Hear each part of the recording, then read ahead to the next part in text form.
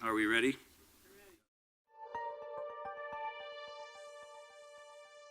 Everyone, and welcome to the April 28th meeting of the Portland City Council. Would you please call the roll? Fish, Saltzman. Here. Novick. Here. Fritz. Here. Hales. Here. And would you please read the two items that we have on the calendar this afternoon? Item 430, adopt new and amended supporting documents for an update of Portland's comprehensive plan, except report of the Citizen Involvement Committee. Item 431, adopt a new comprehensive plan for the city of Portland. Thank you very much. Good afternoon. Welcome. Let me see. Should I cover any of this procedural stuff first? I probably should. So the decisions being made today and on May 11th are for the purpose of establishing a, quote, as amended plan so that staff can prepare final documents for our consideration. The final vote on the as amended plan is scheduled for June 15th. We have developed agendas for today and May 11th to make decisions on amendments that have already been offered. New amendments offered after today will potentially impact the adoption schedule. I want to make it clear that the votes today and on May 11th do not indicate or prejudice the vote we cast on the findings and on the final plan. In other words, voting to adopt amendments does not commit you to vote for the as adopted plan. But I hope, obviously, that we work our way towards one that we all support. As we consider the potential amendments, some will be bundled together for consideration of related items as a group. If any one of us wishes to have a bundled item considered individually, please make that clear as we go. As we make motions today, I ask that all of us refer to the amendment numbers printed in the original BPS amendments report from March 18th, which I have in front of me, and I hope we all have in front of us, so that we can be straight about which issue we're talking about. If you're referring to further amendments or amendments to those amendments, please reference the appropriate supplemental memo by date and item number. Ask staff for help if you have trouble doing that, as I probably will. For many of these items, I'll ask the council clerk to read the descriptions of what we're talking about so that we stay on track. And for purposes of getting us on the track and going in the right direction, I'll turn it over to Susan and the team. Okay, thank you so much. I just wanted to start by thanking you and your staff for all your diligence, perseverance, and really thoughtful review of the document, of all the amendments. It's been quite a process, and your staff, all of them have been just wonderful. We've worked to make this process very clear, very transparent, and I hope that that's been helpful to you all of us, and Eric in particular. You've all gotten to know him much better over the past few months. We've worked to compile the list of amendments before you today, and the layout, we think, is in a really easy to understand method, very straightforward, and it should help you be able to track each of your decisions. Also, I wanted to know that we have maps with us, lots and lots of maps. We have background materials, whatever you need. So to help illustrate any of the issues that you're talking about, just ask, and we can show you particular locations, or we can discuss in more detail any of the policy issues. And with that, I just want to turn it over to Eric, and I want to wish Commissioner Fritz a happy birthday. That's right. Happy birthday, Commissioner Fritz. If there's a tie, I get the tiebreaker, right? What better present than? Oh, really? I am a planning geek, as you know, so this is just the best. No better present than that. Have her way with the comp plan per day. There you go. I wanted to take a few moments to just go over the material in front of you so you can get oriented to how this will go. The operative document is the one that's dated today, entitled Agenda for Amendment Consideration, and beyond the cover page is essentially a run of show for consideration of amendments. They're itemized as individual motions that you can consider. On page 14, it starts the second part of the document, which is the reference things that relate to each of those motions. So when a motion refers to more than one policy, those policies are printed in order of the motions in the back half of this document. So if you, for example, with motion 3, which relates to minor amendments, map amendments in Northwest and Southwest Portland, there's a list of specific properties on that page 17 that's corresponding to that motion. So we'll put those things on the screen as we go to help, but I wanted to Okay. orient you there. There's also at the back of this packet a list of the items that are tentatively on the May 11th agenda, and obviously any further things that you pull today or don't get through today will be forwarded to that agenda as well. So if there's an amendment that you were looking for and you don't see, it's likely that it's on that May 11th agenda. We did hold some items for the benefit of Commissioner Fish, who couldn't be here today. You also have the March 18th document on your desk, so if we refer to any page numbers in that, it looks like this. It has the original, it's the way the public is going to be able to see this, basically, because that's what's been published on the website. We've also provided copies of all of your supplemental memos over the last few weeks with any additional things that came up after the publication of that document. So that report and your memos essentially constitutes all the source material for these amendments that we'll be referring to. When we get into site-specific map issues, we also have a PowerPoint with some slides and maps that we'll put on the screen at that point and go over with you. So it's your hope and expectation that we will get through all 32 amendments to the supporting documents and 12 motions on the plan itself today. Have I got that right?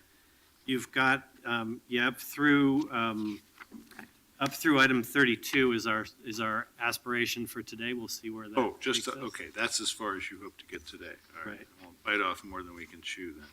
Right, and we're starting with more general amendments that have largely been already culled of the things that you wanted to talk about individually, but you, of course, can add an item that you want to pull. Okay. You've also got a copy of the economic opportunities analysis on your desk because the first motion is related to accepting the revised version of that. And I'll highlight the specific pieces of that when we get to that, but that's the other document you have on your desk. Okay. Any questions about the general layout before we? So the basic idea is that the mayor, or if there are other volunteers, can make the motions, and then we'll go through the usual process of considering a motion. Since I have that script in front of me, unless the council has a concern with that, I'll just make the motion in each case and somebody can second it and then we can get into it. Okay. So, you want me to make the motion first on number one? Or? So the first grouping, the first couple relate to the supporting documents, and the first one was related to the employment, economic opportunities Right. analysis. Okay, so I move to tentatively accept the changes to the economic opportunities analysis, and should we have Carla read the item? Okay, Carla, would you read that? Tentatively accept changes to the economic opportunities analysis prepared by staff dated March 2016. This motion includes direction to staff to update any tables and charts consistent with subsequent map amendments we may make today or on May 5th, and bring back appropriate findings and the updated EOA for consideration on May 25th. The council will vote again on the ordinance to accept the final version on June 15th. Okay, is there a second? Second. All right, discussion or presentation. You want to walk us through this? What changes we are making to the EOA by this? So the primary change was based on work session in earlier last month to reformat and readjust the document to account for the amendments that were on the table to employment-related land, and then also reorient the document to strive for the medium-range commodity forecast rather than the low. So the version before you has been adjusted to do that. And it also, I believe at Commissioner Fritz's request, has incorporated some changes related to how we referred to the decision on West Hayden Island. If I might just read Please. that, partly Yes. to gloat and partly so that people at home know what it is. And it says, the plan accommodates the medium cargo forecast for 150 acres of marine terminal land demand by 2035 without annexation and industrial development at West Hayden Island. And then it further says,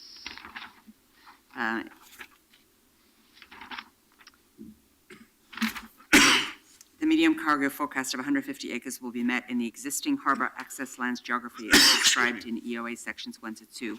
Also, an additional 50 acres or more of industrially zoned land is potentially available to support marine terminal development that lies just outside of the harbor access lands geography. West Hayden Island is not relied upon to meet future demand for marine terminals in the next 20 years. That's very clear. And that's important because there is a commitment to keep looking at the industrial lands as required by the state, and so we want to be very clear that the direction of the comprehensive plan is not to be developing West Hayden Island. Other questions, discussion, before we take action on this amendment? And we don't have to take testimony at this point because we took testimony before, right? So we don't break for anything other than our own discussion at this point. Okay, so are we ready to take a vote on this amendment? Okay. I guess I'm curious, it seems like there's, I thought we were a 16 acre surplus for industrial lands. And if we take Broadmoor out, that puts us in a deficit. And if we keep Riverside out. So what happens?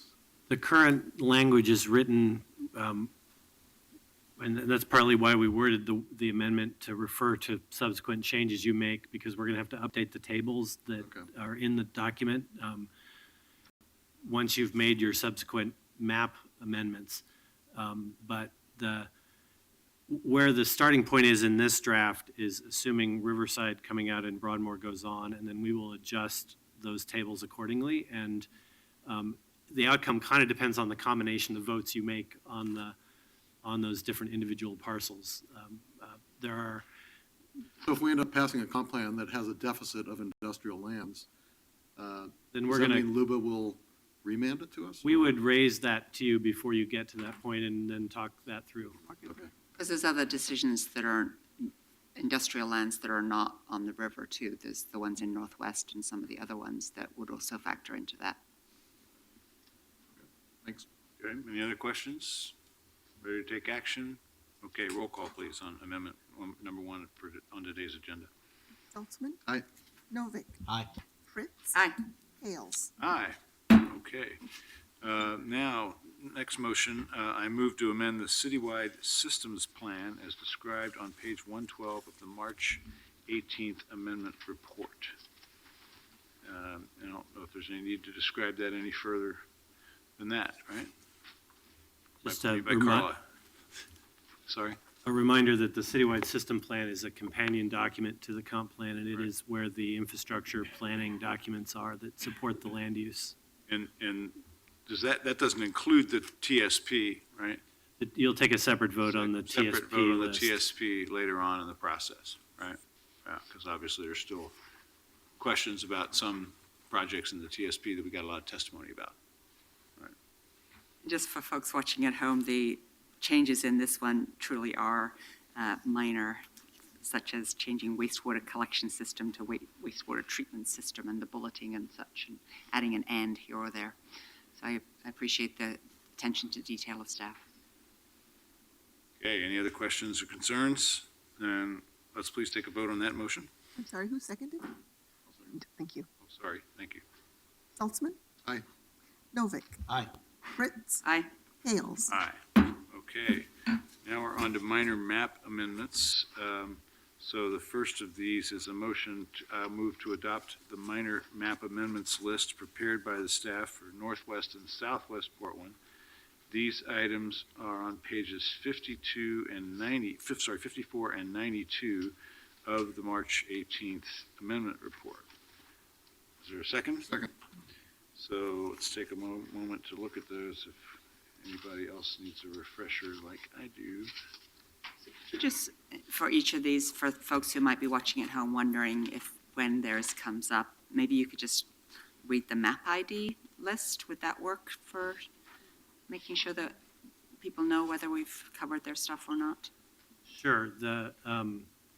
This includes, as was mentioned, both Northwest and Southwest Portland, and I could put it, you have it on the screen. It includes amendments B116, B89, B96, B95, B118, and B90. Thank you. Okay, any further concerns or discussion on those minor amendments in Northwest and Southwest? Okay, then let's take a vote, please, on that Did motion. you move them already? I did. Saltzman? Aye. Novick? Aye.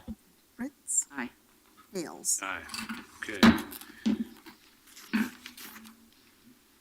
Now, more minor map amendments, these in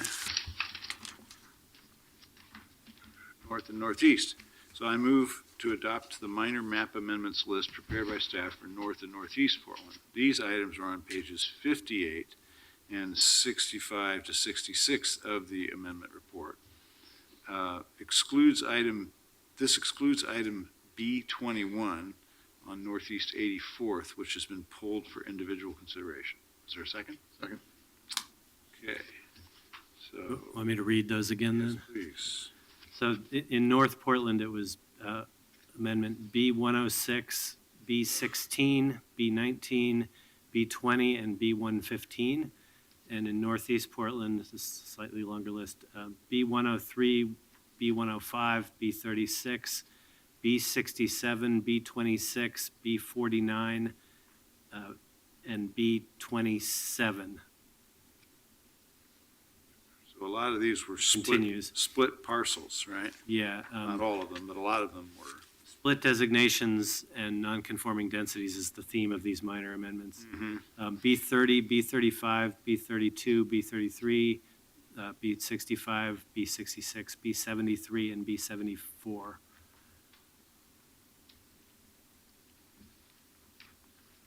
Okay, and you pulled 84, which will take up, I'm sorry, B21 on Northeast 84th that will take up for individual consideration because there's still a dispute about what the designation should be, or? I think one of your colleagues has an amendment to offer to that. All right.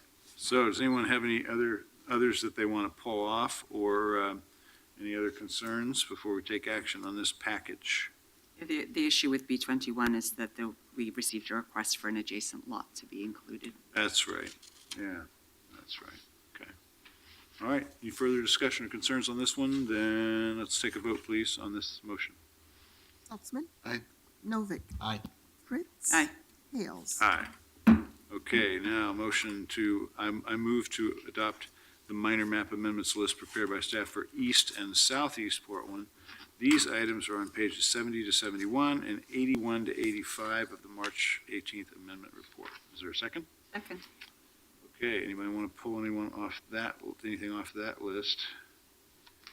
Read that if you'd like. This is a longer list. Starting with the east, it's B3, 5, 6, 7, 8, 9, 10, 11, 12, 45, 13, and 117, and those were all in East Portland. And then moving to inner southeast Portland is 68, 106, 108, 107, 43-1, 43, 44, 46, 47, 48, 50, 51, 52, 53, 54, 55, 56, 57, 58, 59, 60, 61, 62, 63, 64, 87, 69, 40, M41, M56, B80, B31, 39, 75, 76, 79, 81, 82, 83, 84, 85, 97, 98, 109, 110, 113, 114, 77, 38, 104, 99, 100, 101. And again, those were mostly split lots that we're correcting or some nonconforming densities and a few open space corrections and adjustments to incorporate land at the adjusted urban services boundary. Okay, I just noticed one of these. I'm surprised. Waverly Country Club, we're designating it as open space. as part of our negotiation to adjust the urban services boundary to, as part of periodic review, we work with other budding jurisdictions to adjust that service line. Right. And the service line reflects the area of land where we are enabled to provide urban services and possibly annexation. And Waverly is receiving sewer service from the city of Portland. And as part of that negotiation with Milwaukee, it was discussed to shift that within our urban services boundary, although there's no annexation proposal. But they could annex now. They based on could. that. Okay.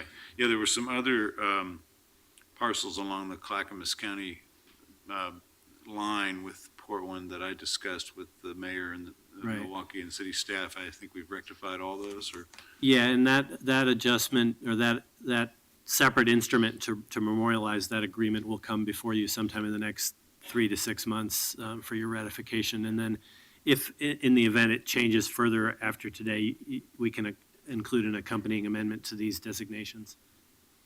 And you'll notice, Mayor, that B104 is to remove Elk Rock Island from the urban services yes, boundary. that was another point of discussion in that meeting, so thank you. Yes. That's a city-owned property, but it's currently within Milwaukee.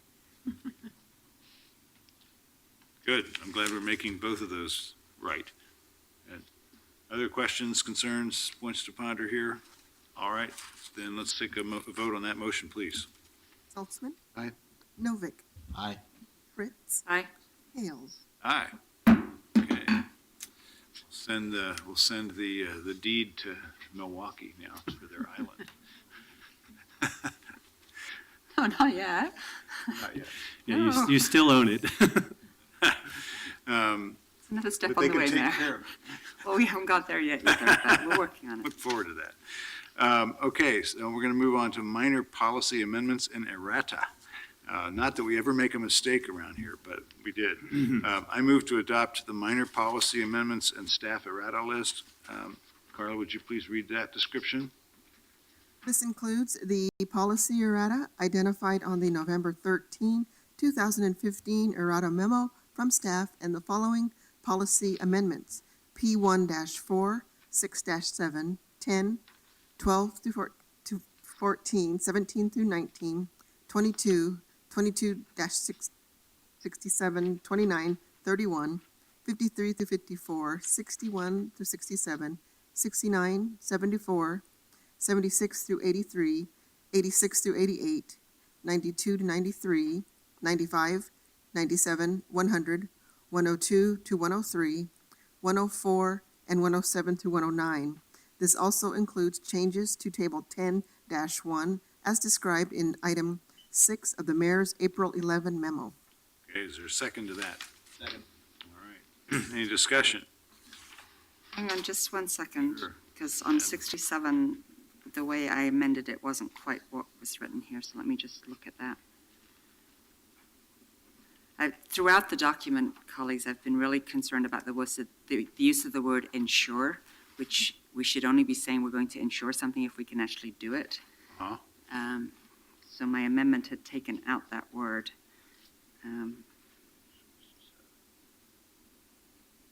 But yeah, we should be ensuring that it minimizes, it doesn't say that we're going to, it says when aggregate resources are developed, ensure that development of minimizes adverse environmental impacts and impacts on adjacent land uses, and through zoning code and other, we should be able to ensure that, the minimization. We can't ensure the complete avoidance, but we can ensure the minimization. So that's okay, thank you. Okay. Other questions, concerns about this one? Then let's take a vote. Oh, there's one more. So on number 76, right-of-way vacations, that actually needs to get pulled because it depends on our discussion as far as, so what it says now is maintain rights-of-way if there's an established or existing future need for them, such as for transportation facilities or other public functions as established in policies 8.38 to 8.43. I had actually asked for consideration of adding another public function as part of the list of rights-of-way, which involved parking. So I'd like to pull that one so that we can add it to couple with your decision later on whether you agree with me that we should, when considering street vacations, look at whether it's used for parking or other functions. All right, good catch. we could All pull right, that so one. we're going to pull number 76 from the package that we're now considering. Take that up separately. Any others like that? I think I have any. Give me a second. The bulk of the work that I've been doing for the last 6 months is in here, I Yeah, think. yeah. Mostly There's a on very lot- minor There's a lot in this changes. list, right.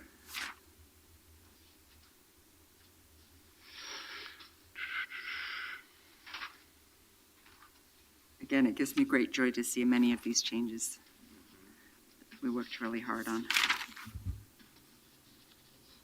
Mayor Hales, it's me, hi. Voice from the Voice, disembodied voice I out there know. somewhere, Catherine. Thank Just for purposes of clarity in the record, since you've already moved and seconded the motion as read Yeah. fully to include that policy, I think you need a friendly amendment to Yep. the motion to, Yeah, pull that one so policy out. I'll accept a friendly amendment to my own motion. Thank To you. remove item number 76, which Commissioner Fritz moves and someone seconds. Yeah, I think I seconded the motion before. So Dan seconds that. So, Thank you. so we'll first vote to Other than that, it's good. amend this item by removing item number 76, right? We need to take that vote?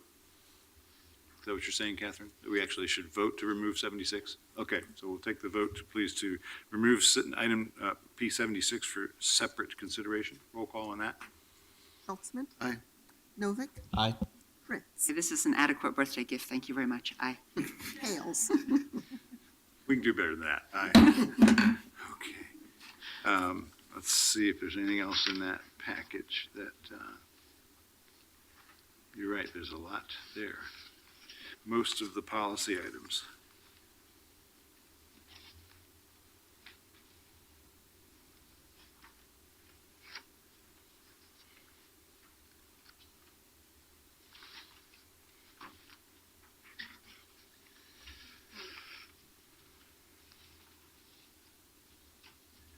Okay, I think I'm good. Does it look all right, Amanda? Yep, thank you. Okay, then let's take a vote, please. Schultzman? Aye. Novick? Aye. Fritz? Aye. Hales? Aye. Okay. Now,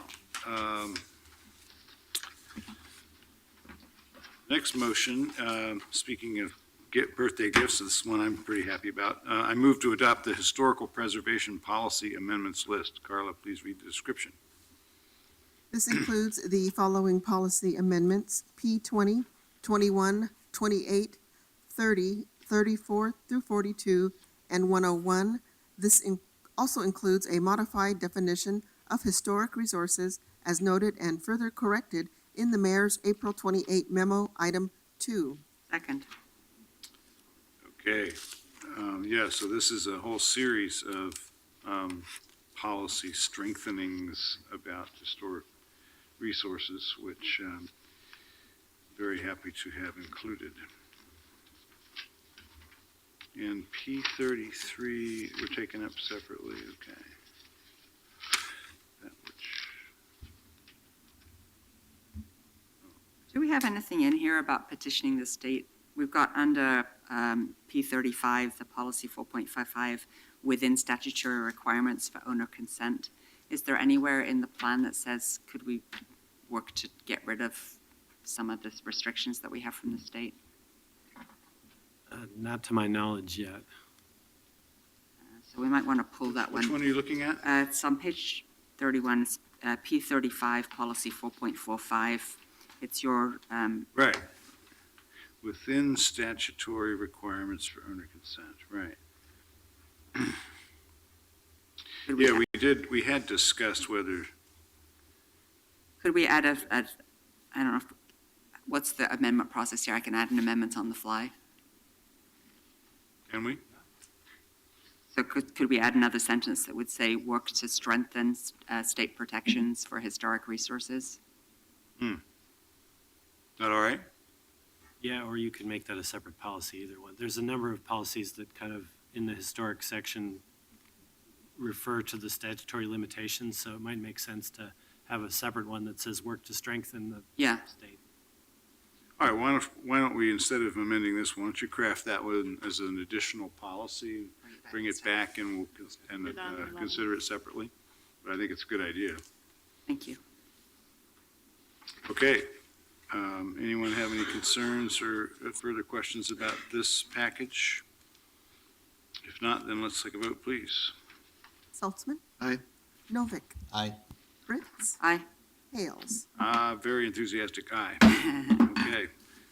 All right, now we're going to move on to transportation. I move to adopt the transportation policy amendments list. Carla, would you please read the description? This includes the following policy amendments: P16, 23, 24, 25, P89, as further amended by the Fritz memo dated April 13, P96, and 98. Okay, is there a second? Second. Mayor, I would move to pull P96 for separate consideration, although it might be fairly brief consideration. Transit funding. This is Commissioner Fritz's amendment, new policy after 925 on transit funding. I see it. Okay. Where's that? You want to pull that one and do some work on it? Yes. Okay. So Commissioner Novick moves to pull P96 from the package. Is there a second? Second. Roll call to do that. Saltzman. Aye. Novick, Aye. Fritz, Aye. Hales. Aye. Can't Okay. find it now. It's, yeah, it's on page 39. So we'll get back to it. Okay. So any others in this group? Steve, are you comfortable with all these? I assume you are. I think most of them were yours. Give me a minute here, please. Yeah, no, that's fine, no hurry.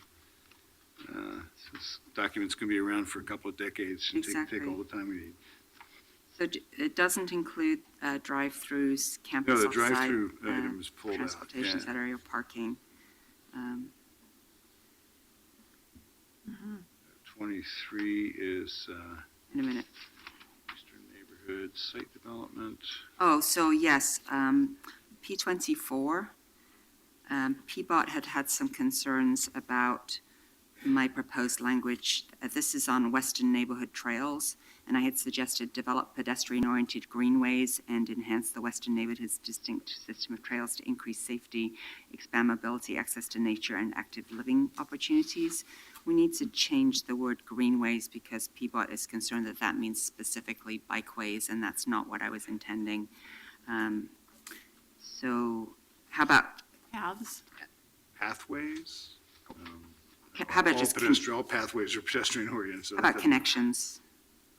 Develop pedestrian-oriented connections and enhance the system of trails. Does that work? Wait a minute, which amendment is this? This is P24, it's 24. on page 17.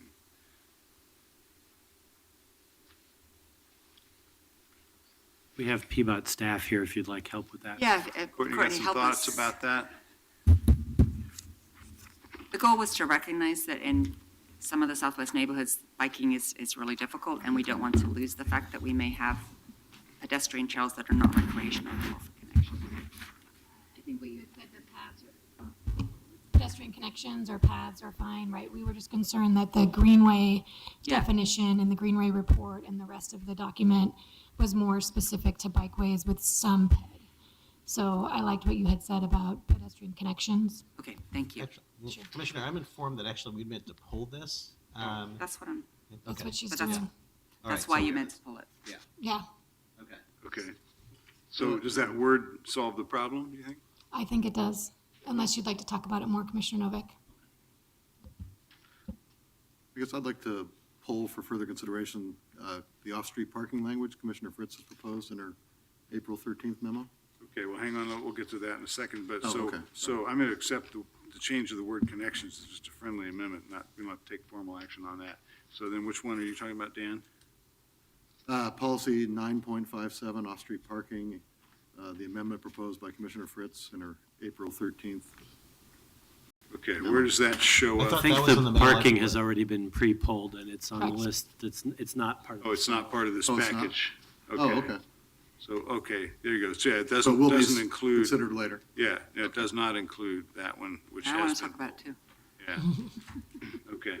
So Could I ask a clarification on P23 about Eastern Neighborhood Site Development? It says require that land be aggregated into larger site before land divisions and other redevelopment occurs, and then require site plans which advance design. To what, I'm not quite sure what this is saying. Well, the purpose of this was to disincentivize flag lots and other peculiar site design arrangements that don't do much for street life and connectivity, which is something that is a particular problem in East Portland because of the incomplete street grid. And so this was saying that there are going to be situations in which site development might be technically possible under the zoning code, but there's going to be encouragement to go ahead and aggregate additional sites to make the project more coherent. But if they don't own the other sites, Right. That's why we can't require that they. that's what the policy says is require. um, So I wonder, could you change it to consider whether land can be aggregated and consider? maybe- Yeah, we did use the word require, so why, refresh We- my memory. We about have that. in some plan districts, a requirement for that. And so what it does do is block an individual property owner from subdividing until there's a larger contiguous set of parcels. We had intended to require, and we can require, right? In Pleasant Valley, that's a requirement now. And so the idea was to apply that requirement in, That's right. We did it by plan district before, but we haven't done it. We didn't do it in the Outer Southeast Community Plan or anywhere else. Thank you. By policy. there is a relief valve in the sense that you can also redevelop without a land division through other mechanisms. It says an other redevelopment in this policy. Should we pull this one and think about it? That might be the Okay, expedient way to do it. I think it is trying to carry out real change here, not just Yeah. enshrine what we are doing. So Commissioner Fritz moves, and I'll second that we pull item P23 for separate consideration. Take a vote on that, please. Aye. Aye. Aye, Aye. Okay. all right, that's,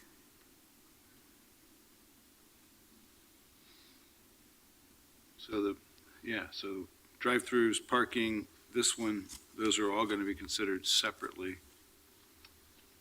so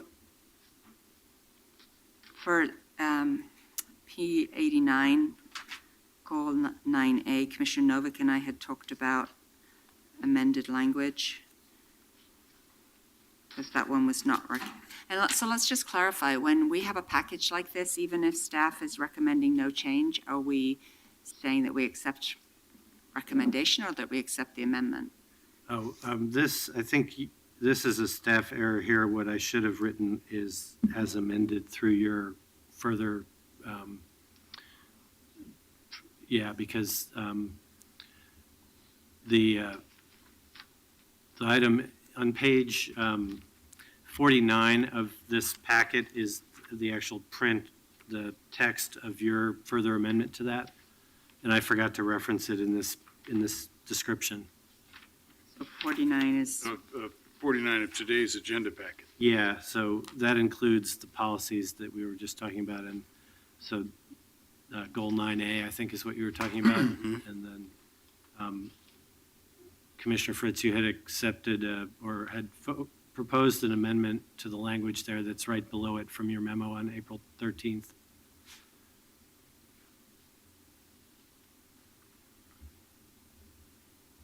right, So I think what you want to do is just make it clear that you're deciding to incorporate that second version, not the first version.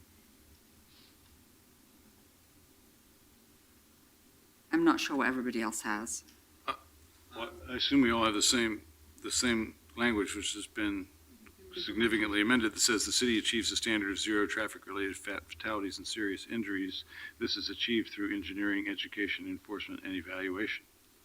Although the word equity was supposed to be added before engineering. Correct. It is added in that. So that's In the second box. the modification. So that's what we're Yeah, the second box is the one that says item 4 from Fritz memo dated April 13th is, I believe, the most recent version. Right. So just a bigger picture question, where there's an amendment on the table and staff recommends no change, if we vote aye on the motion to accept, am I voting to accept the amendment or am I voting to accept staff recommendation? The amendment. Okay, Yeah. that's helpful. Thank you. And staff supports the revised version, just for the record. On this Correct, right, particular one. yes. This is a helpful clarification before we get too much further Yeah, down the line. that's right. So that will be the standard then. And the standard should be that whenever I've encountered an item that has been amended, I should have noted it in the motion itself, but I failed to do that in this case, so that's part of the confusion. This is why we're starting with these instead of some of the heavy hitters and Good idea.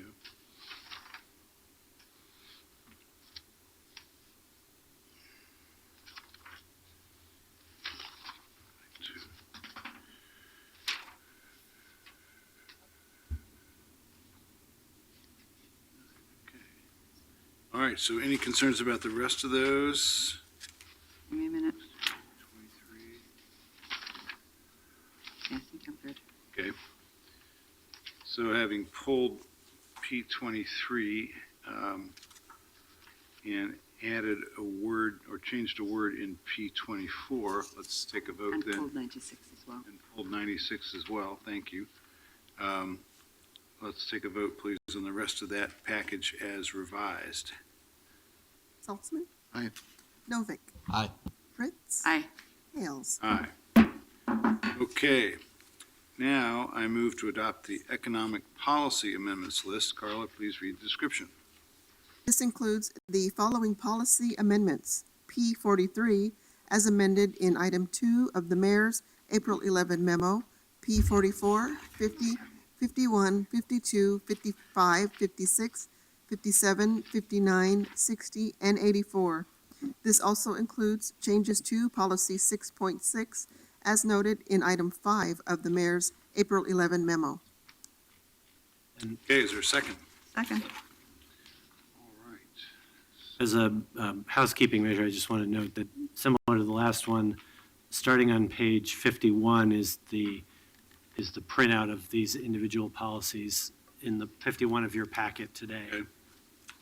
For that package.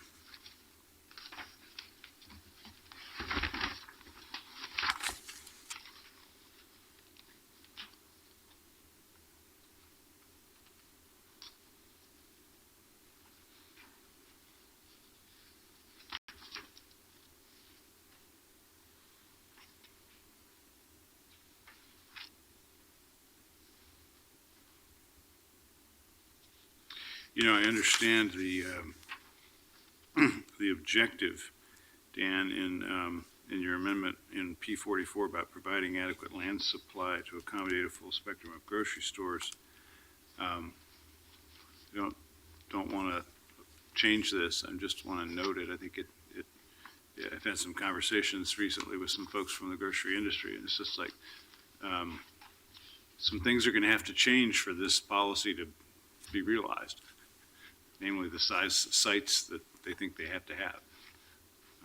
Because I don't think, regardless of policy, that they're going to be available. 7-acre sites for grocery stores are not going to be made available by city policy or anything else. So, I mean, it's a challenge. So are we setting ourselves up for something like the providing enough industrial lands that, since we're not expanding the urban growth boundary, we may not have the capacity to provide? Well, I would say not, Sites? because it says provide adequate land supply to accommodate a full spectrum of grocery stores. That does not necessarily, I mean, maybe it's good that we get some of this in the record.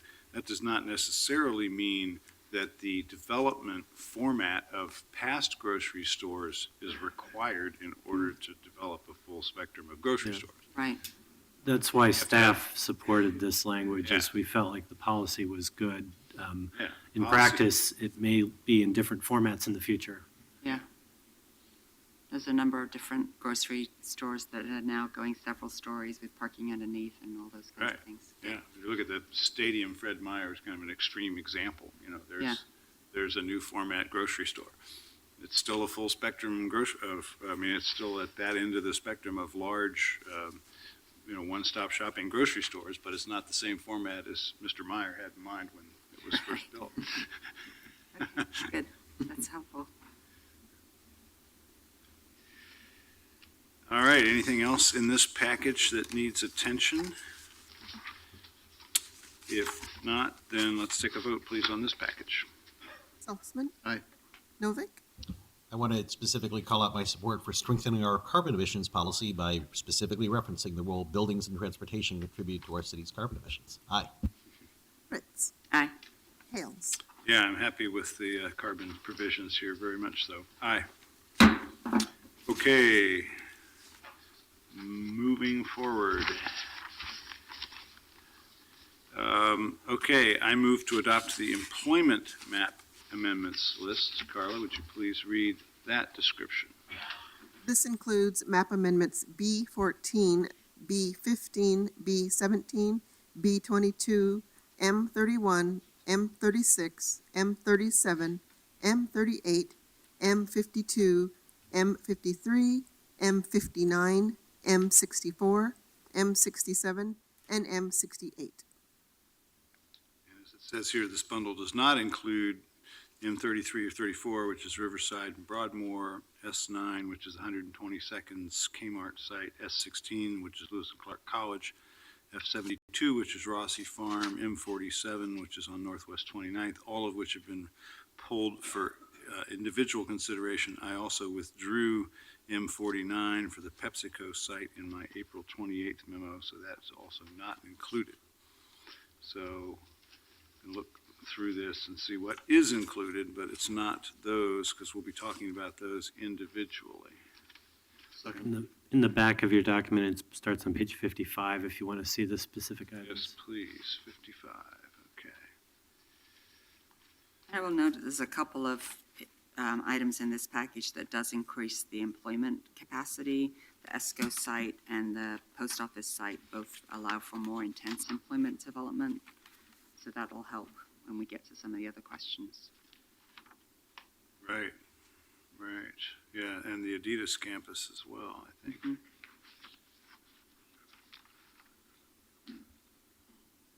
This goes in here, okay. Yeah, that's significant.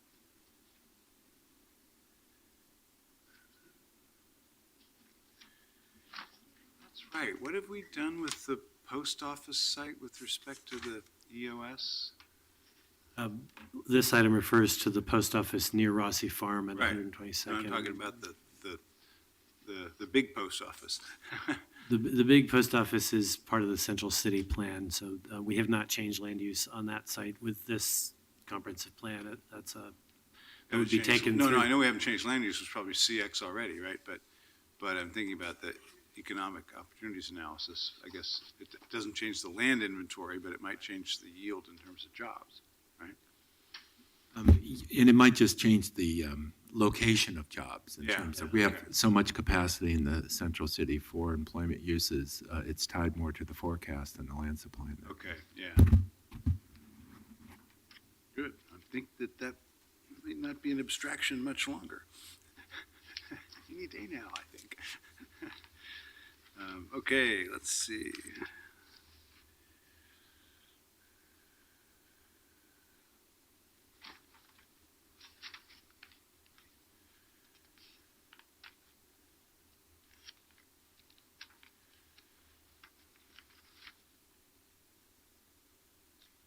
Just a question on M67, 4609 to 4615 Northeast Hoyt. It's retain the multi-dwelling zone on this hospital-owned residential property rather than the new institutional campus. Can you just tell me the reason for that? That was at the request of the hospital. It's in residential use and would be more easily managed as a residentially zoned property. Thank you.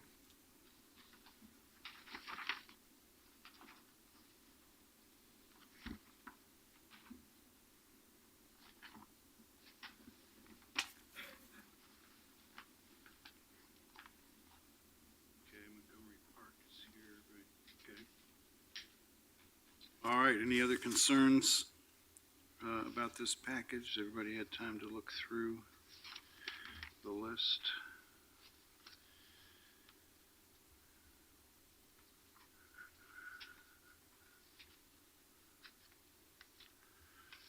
I don't remember the B-15. Change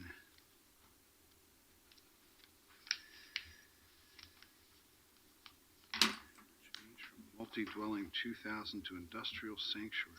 This is a small property that's Union Pacific property next to the railroad, and it was zoned residential, but it's cut off from the residential neighborhood.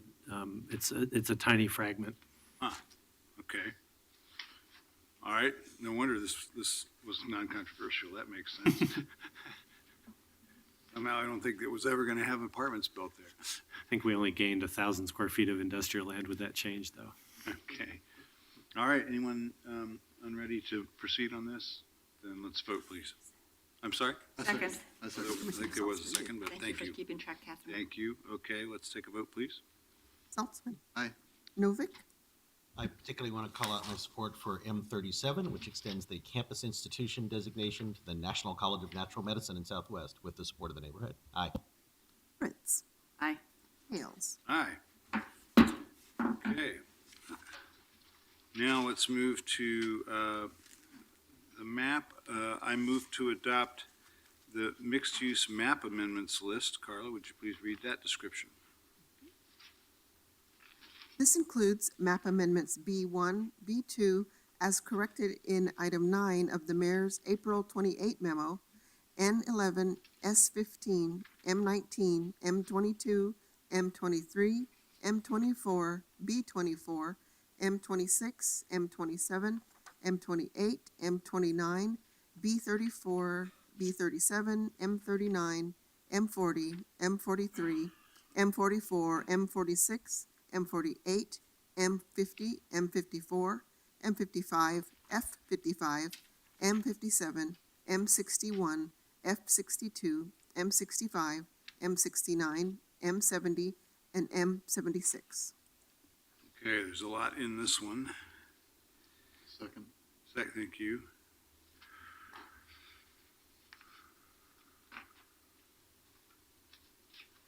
Specifics start on page 59 of the same document.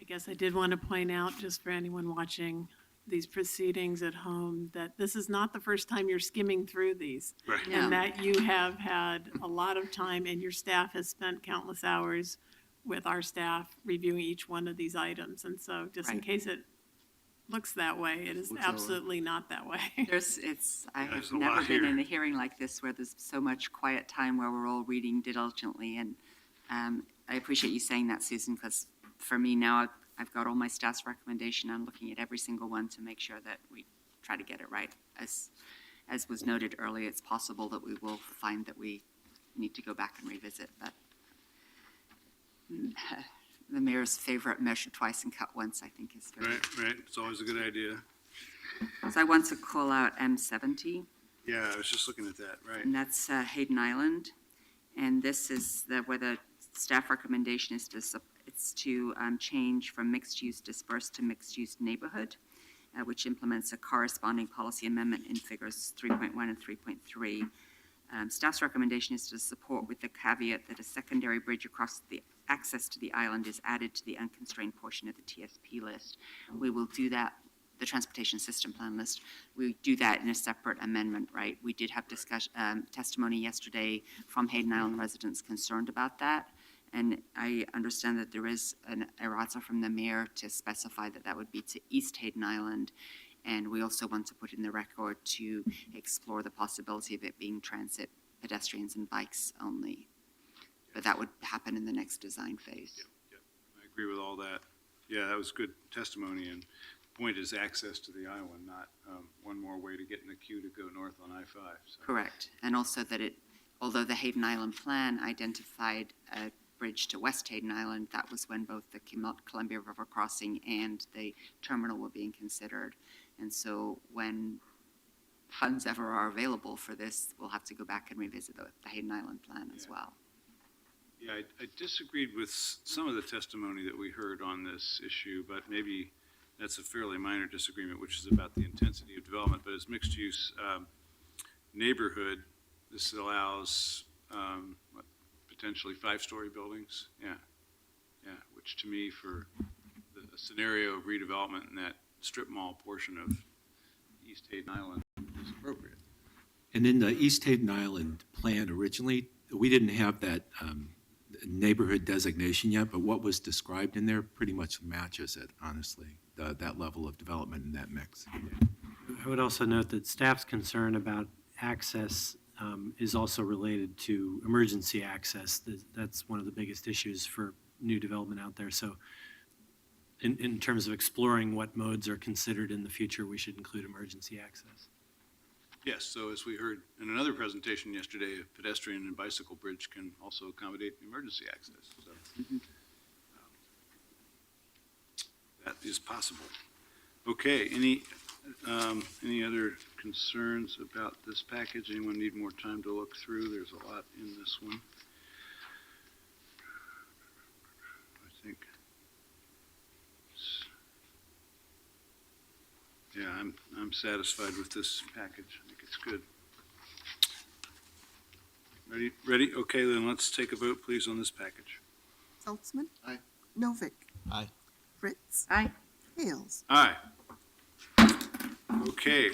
Let's Mayor? move- Yes, May I interrupt the proceedings for a brief and somewhat subdued celebration of the improved revenue forecast? yes. Oh, Yeah, there's a slightly improved revenue forecast. So, not the humongous Saltzman bump that we were hoping for? no, the Saltzman rule is this is a La Nina year instead of an El Nino year. Yeah, so I don't have the numbers in my head, but it's a modest improvement in the ongoing and almost no improvement in the one time, mainly because Josh Harwood pretty much nailed it the first time. So it's not that economic conditions have degraded, it's that, he was fairly aggressive in his previous forecast, and he was about aggressive enough. So it makes our task, doesn't make our task any harder, but it doesn't make it a lot easier. But yeah, it's still a good forecast, and we all remember budgets that were nowhere near this well supported, so good situation.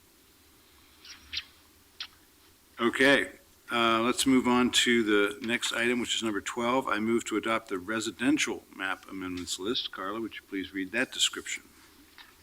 This includes map amendments B4, M21, B23, N24, B25, M25, N25, M30, M32, B42, M51, M60, M62, M63, F68, B70, F71, B71, B72, M75, B78, F81, B86, B88, B91, B93, B94, B119, B120, and B121. Yeah, and again, there's a lot here, so let's take a few minutes to look through. Important to note that we've had a lot of testimony on some other proposed amendments, which this bundle does not include, namely S12, which is 17th and Ensley, N14, which is 6141 Canyon Court, 518, which is 4335 Southwest Humphrey, N15, which is 822 Southeast 15th, S21, which is a large area of Buckman, S22, which is 1910 Southeast Stark, M45 and 71, which relate to 60th Avenue, M58, which is Southwest Main and St. Clair, M74, which is East Moreland, B92, which is Southwest 25th. So a lot of those have had a lot of public input. Those are going to be considered individually. Is there a second? Second. Okay, let's take a look. I'd like to just comment on a couple of these amendments that I'm supporting. This M75, which is changing the single dwelling 2.5 zoning within Eastmoreland to single dwelling 5,000 square foot R5. That's on Woodstock and Chavez. And the reason I'm supporting that is because nearby we had a land use case where it wasn't feasible or reasonable to put the 2.5 density, and that kind of called into question that area. And secondly,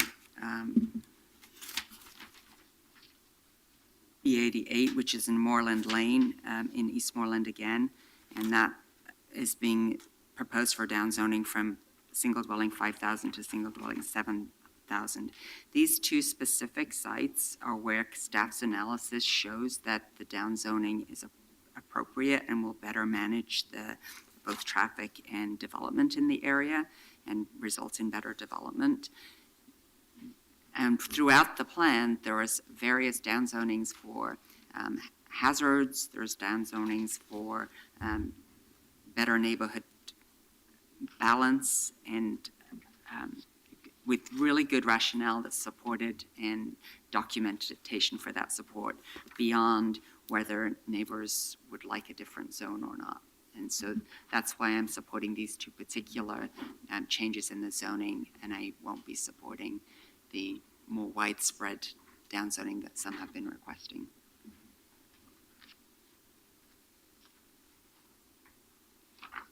Of course, others' vote on this doesn't prejudge what their vote on the pulled items might be.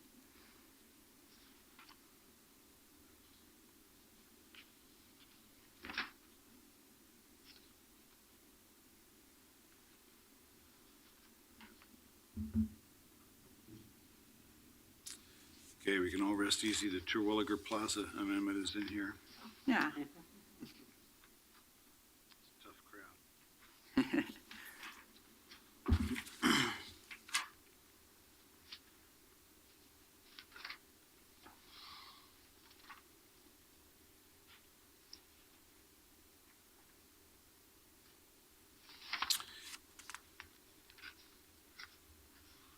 You know, we could have probably saved ourselves some trouble because there's this boilerplate language in the staff analysis box that says, you know, East Burnside is expected to be over capacity at this location in 2035 during the PM peak. We could have just put one box in at the beginning that said all streets are expected to be over capacity in 2035. Right. So, yeah. But it's important to note that caveat is in place in many cases, but that is not driving our decision-making, and that's very good. Places that are designed for street capacity are not good places. I would add also that sometimes that note appears where you're down designating, and so you're arguably making it a little better. Yeah, in some cases. Okay, this package looks good to me. Anyone else have questions, concerns, or need a little more time? If not, then let's take a vote, please. Schultzman? Aye. Novick? Really appreciate staff's work on this. Aye. Fritz? Hales? Aye. Okay, now we're going to move to the Transportation System Plan. I move to adopt the TSP project list amendments. Carla, please read the description. This includes amendments from Commissioner Novick and the mayor listed on pages 100 through 110 of the March 18th Amendment Report, as well as the TSP errata on page 111. This also includes the clarification noted in item 10 of the mayor's April 28 memo, clarifying that the Hayden Island Bridge is to the commercial area on East Hayden Island, not to the port's West Hayden Island property. Okay, is there a second? Second. I'm not sure that I have your memo of today, though, Mayor. Yeah, I'm looking for the background material on this section, Eric. It's not in your packet, so. Yeah, I'm sorry, you have to go back to the 18th document on Okay. it's a large set of spreadsheets at the back of the document. Starting on page what? Starting on page 100 of our Commissioner Novik's amendments to the transportation project list, and then your own amendments are on page 110. Okay. Wow, it's a good thing Commissioner Fish isn't here to note the typeface.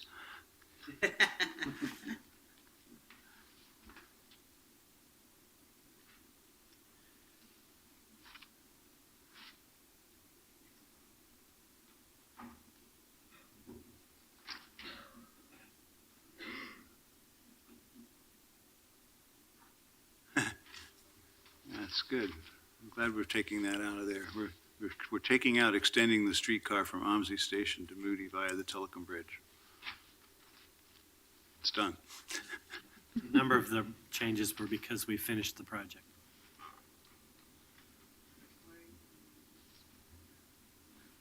But this all starts on page 100, yeah. I don't have a page 100. So it's in 100 of this one. Oh, okay. Got it.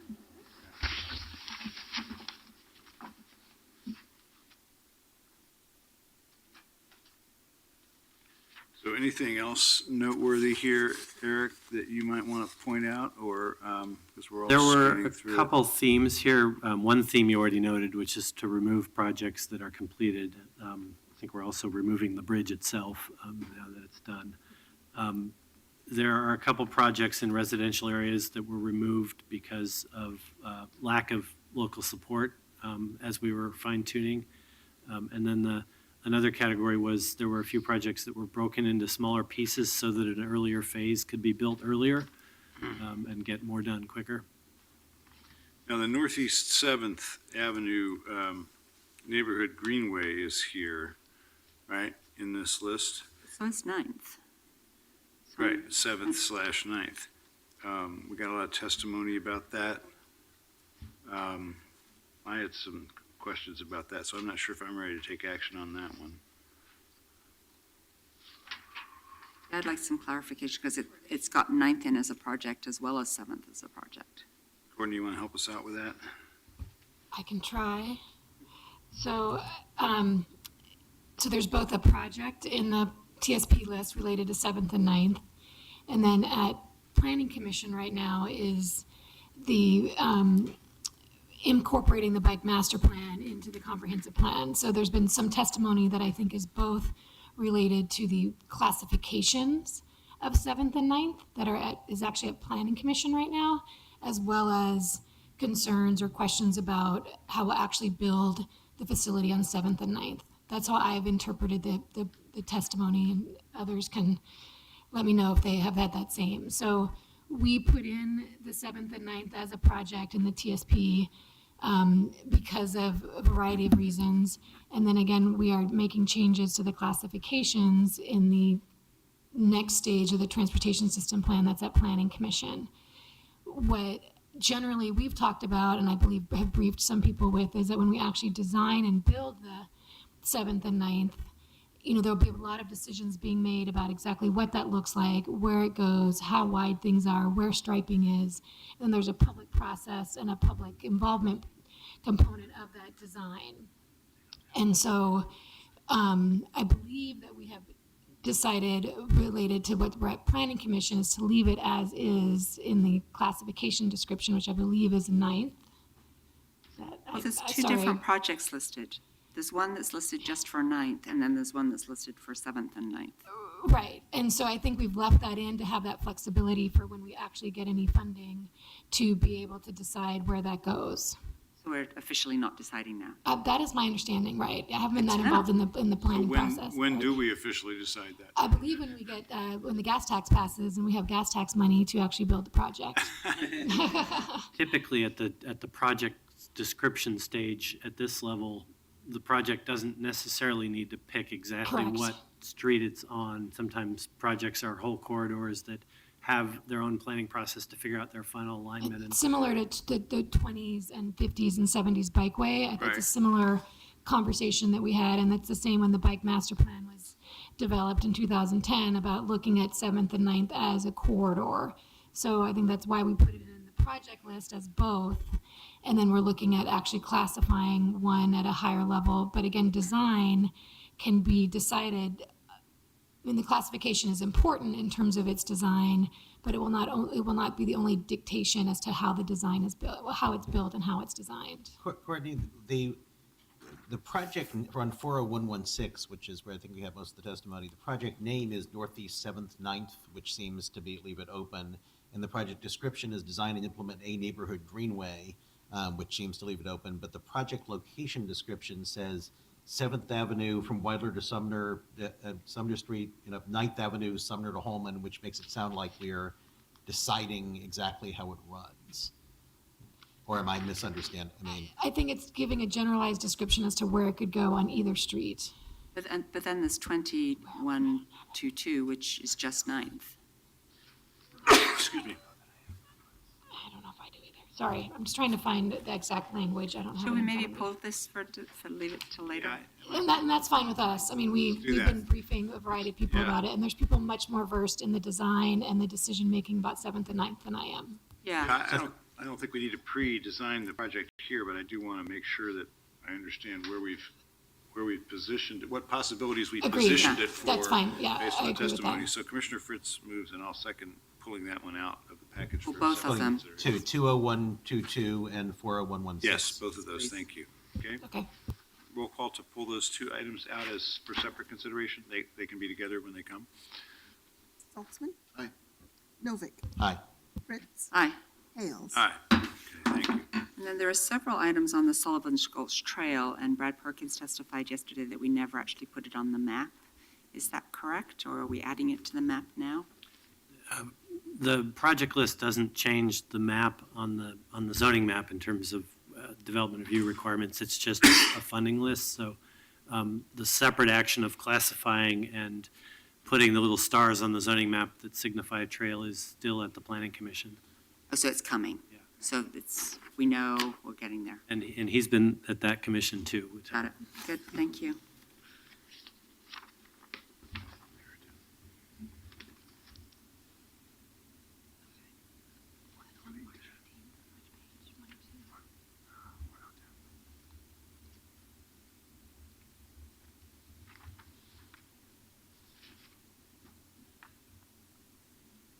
Commissioner Fritz, did you want to add the language to the mayor's Hayden Island bridge description to explore the feasibility of transit and bicycle emphasis? Please. Consider that a friendly amendment and add that language.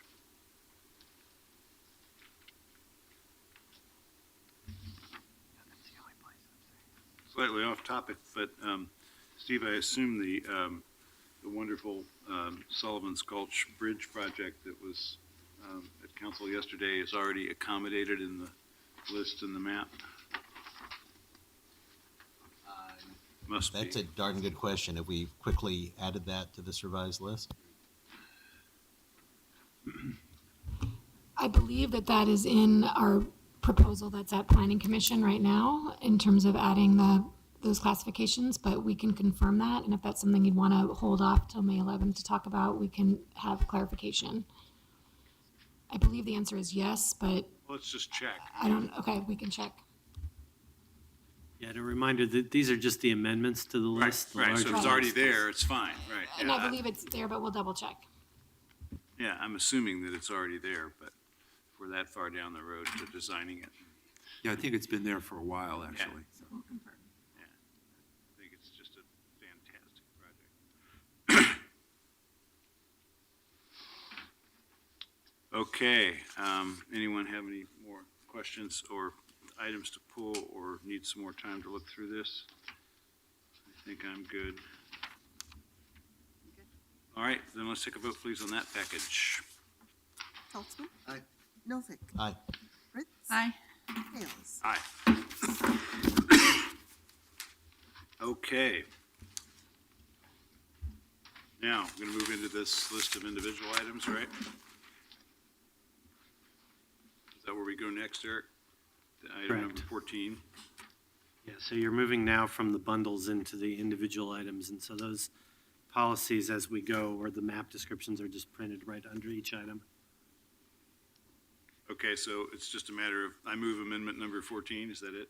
I think these are just the language as they existed when they were pulled, so I think the commissioner who wanted to pull these should probably offer, Oh, I see, so they were The- pulled out. they were pulled individual- out, so the okay. commissioner who pulled it should probably offer what the interest is, and Okay, there should be some discussion of how you're changing it. all right. Commissioner Novick, then you have the floor to talk about item number 14, which is the prioritization Well, list. first of all, I'd like to thank my colleagues and especially Commissioner Fish for working with me and the disability elder rights communities to move the ADA language to a separate policy where it fits better.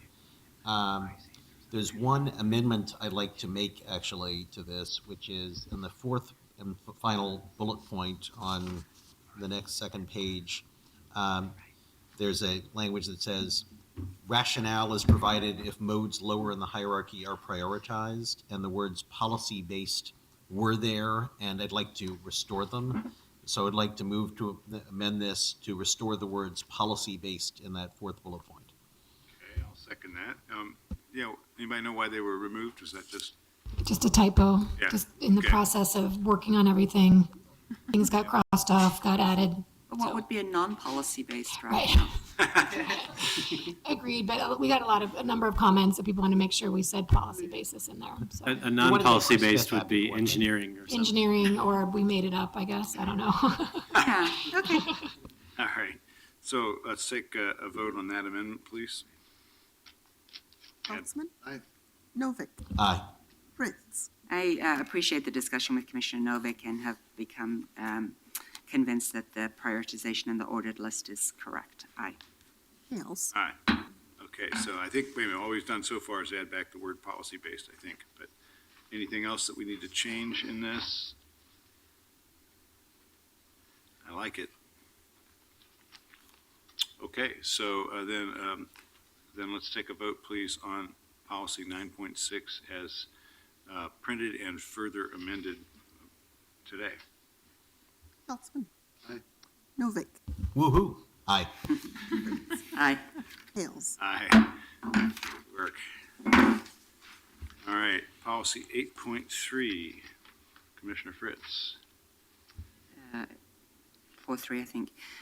So this one is about commercial uses, and I want to further amend it. I wanted to add language that said restrict the size of signage in the right-of-way, not commercial signage. So I wanted to delete commercial, because obviously we can't discriminate based on content.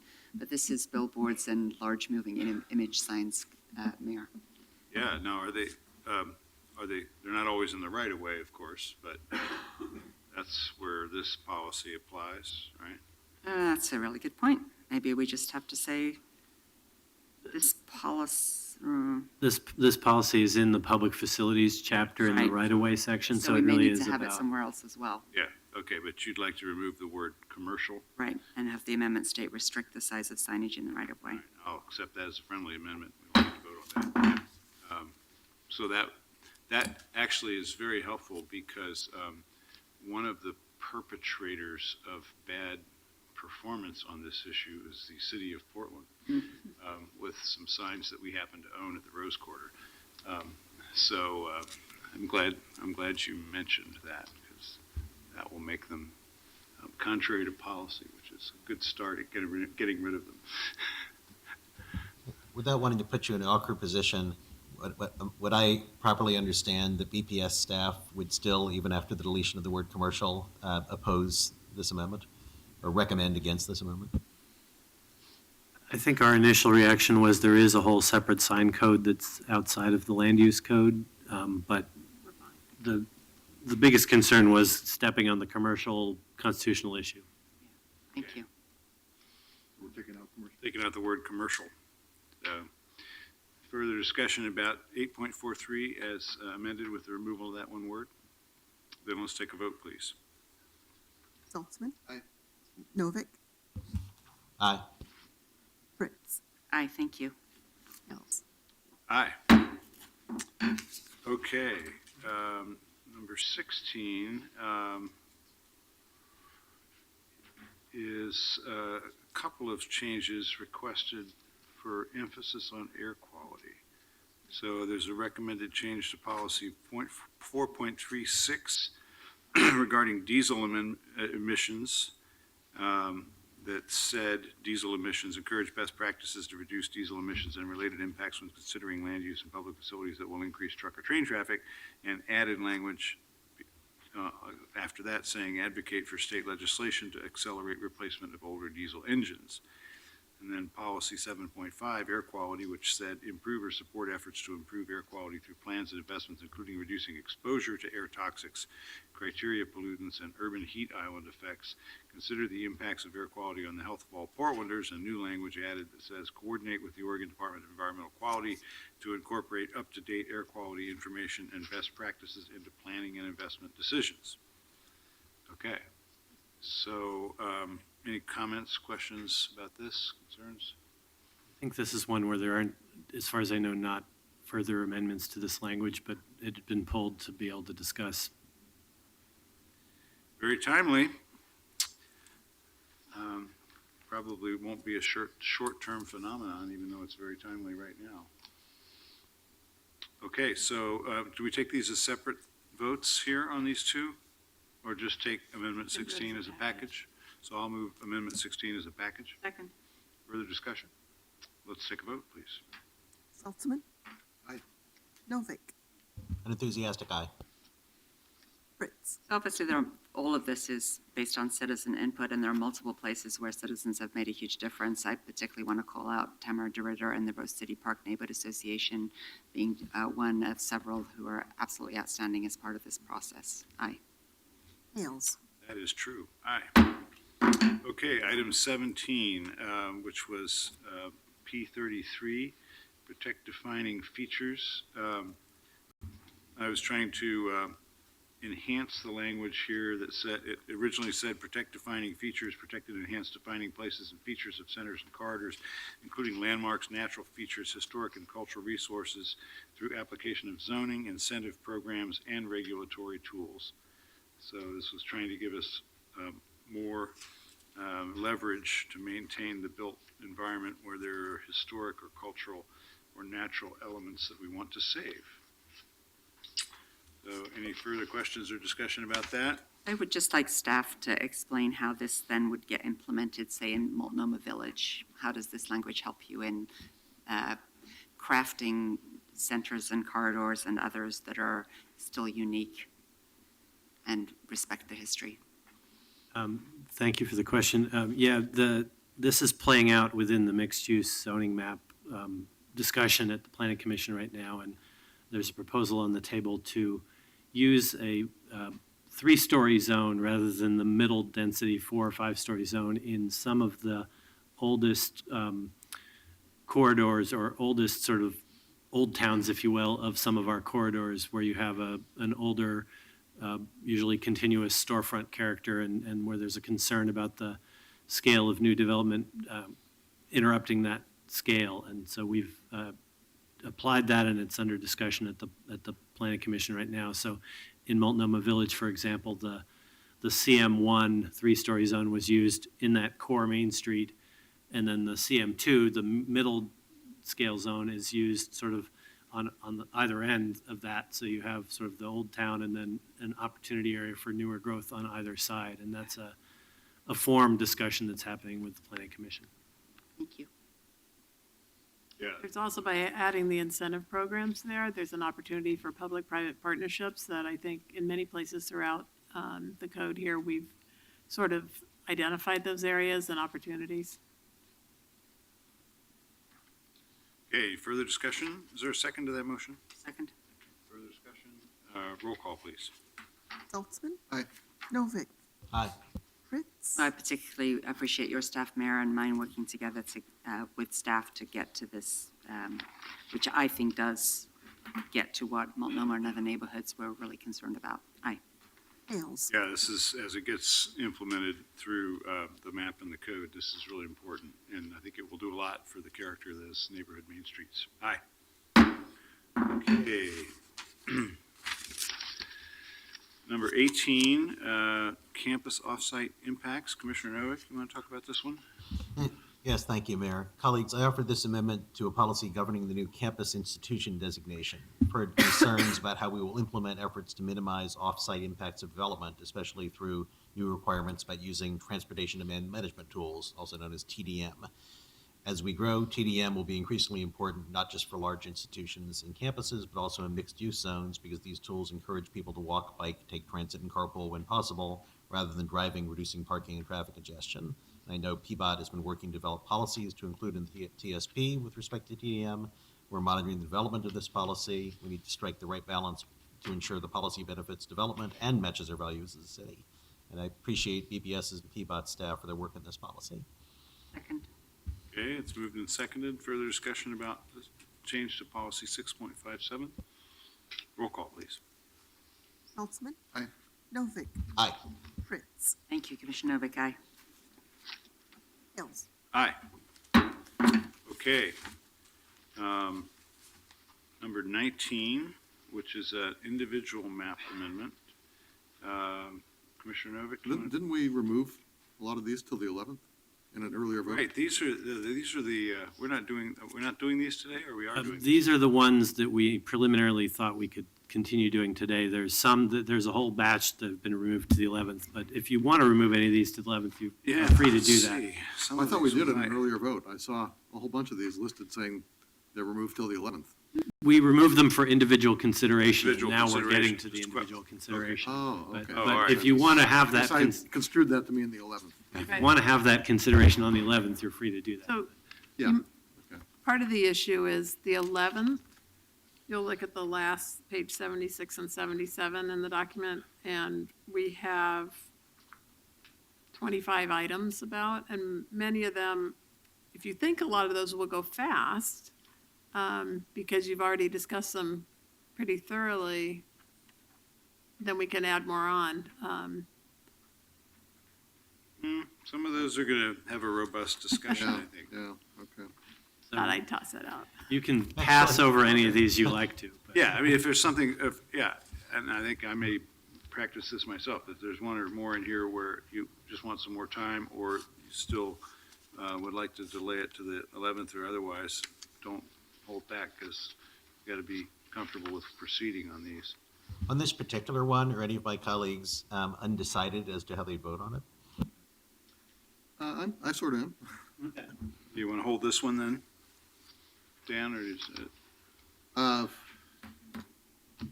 ask the sponsor, what's your preference? Well, I actually think I was going to back off on this one myself and defer to BPS. I mean, I thought that it was appropriate to have a discussion about land that's zoned R20, because R20 is a rather unusual designation. And I think that it's reasonable always to question whether anything should be in an R20 zone in an urban area. And given that there was a request for this change, I thought it was worth having a council discussion. But now that the idea has been floated and BPS staff still thinks that this is not an appropriate amendment, I was willing to withdraw it. However, I also thought that that if I were still for it, I'd be overwhelmed. So if Commissioner Saltzman wants to think about it further, I wouldn't mind that. Well, I had some of the same thoughts that Commissioner Novick did, an R20 in the middle of the city. Even though this is on the western edge of the city, it's still very much an urbanized area. And I guess I disagree that it's got poor transit access. I mean, I think testimony showed it's not very far from a bus line, nor from West Side Max for that matter. And, the services weren't there.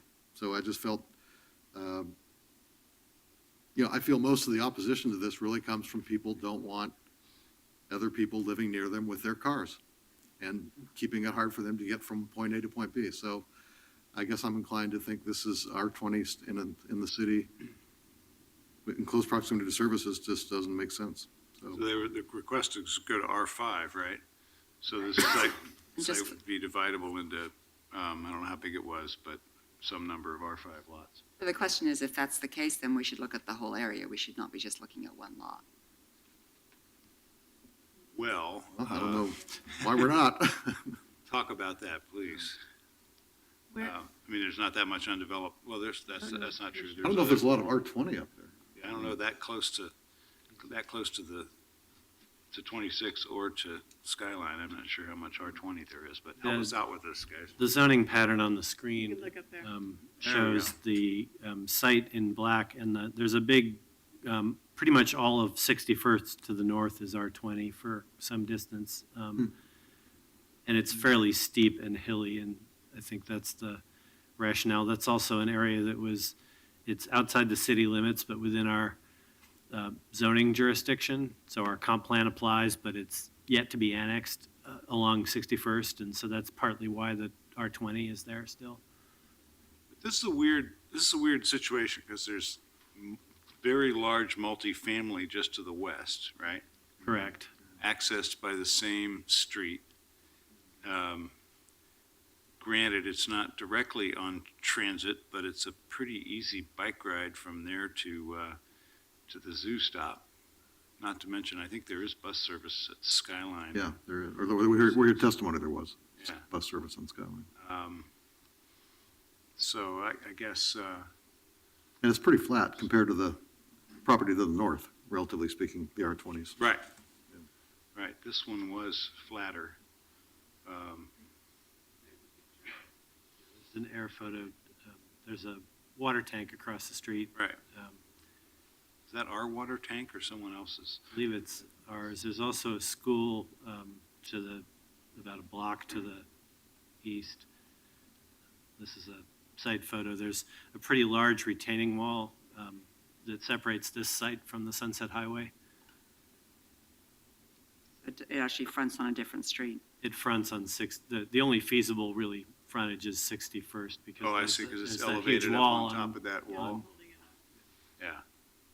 But as the testimony pointed out, there are sidewalks on the street below. Yeah, so I guess in light of this, I'm still inclined to support this. I think I am too. I'm not. Well, Well, Steve, what do you think? Otherwise, we might have to delay this one, maybe a hung jury here. Well, since it's controversial, maybe it would I be think, good yeah, I for think Commissioner maybe Fish we to should. Pull it off? weigh in. Okay. Yeah, Let's I've pull it off. gone back and forth on it, so I don't mind another couple weeks to go back All and right, forth. let's pull this one off. So Commissioner Fritz moves, and I'll second that we pull this one out for individual consideration. When we have to do that, because it's not in a package, so we'll just delay this one. We'll set this one over.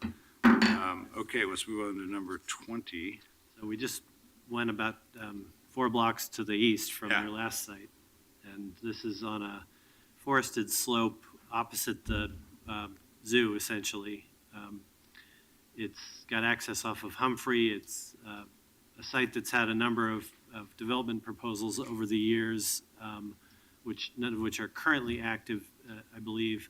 The surrounding sites, the zoo obviously is zoned open space. The surrounding land is mostly in the R20 category. Again, in this case, because of the slope, there's also, I think, a staff concern here about land hazards because it's a pretty steep slope with some history of landslides that go out onto the highway. So this was a property owner request, right? Right. And the request was to keep it at R10? Right, this was within an area of recommended down designations from R10 to R20 due to slope hazards and related issues.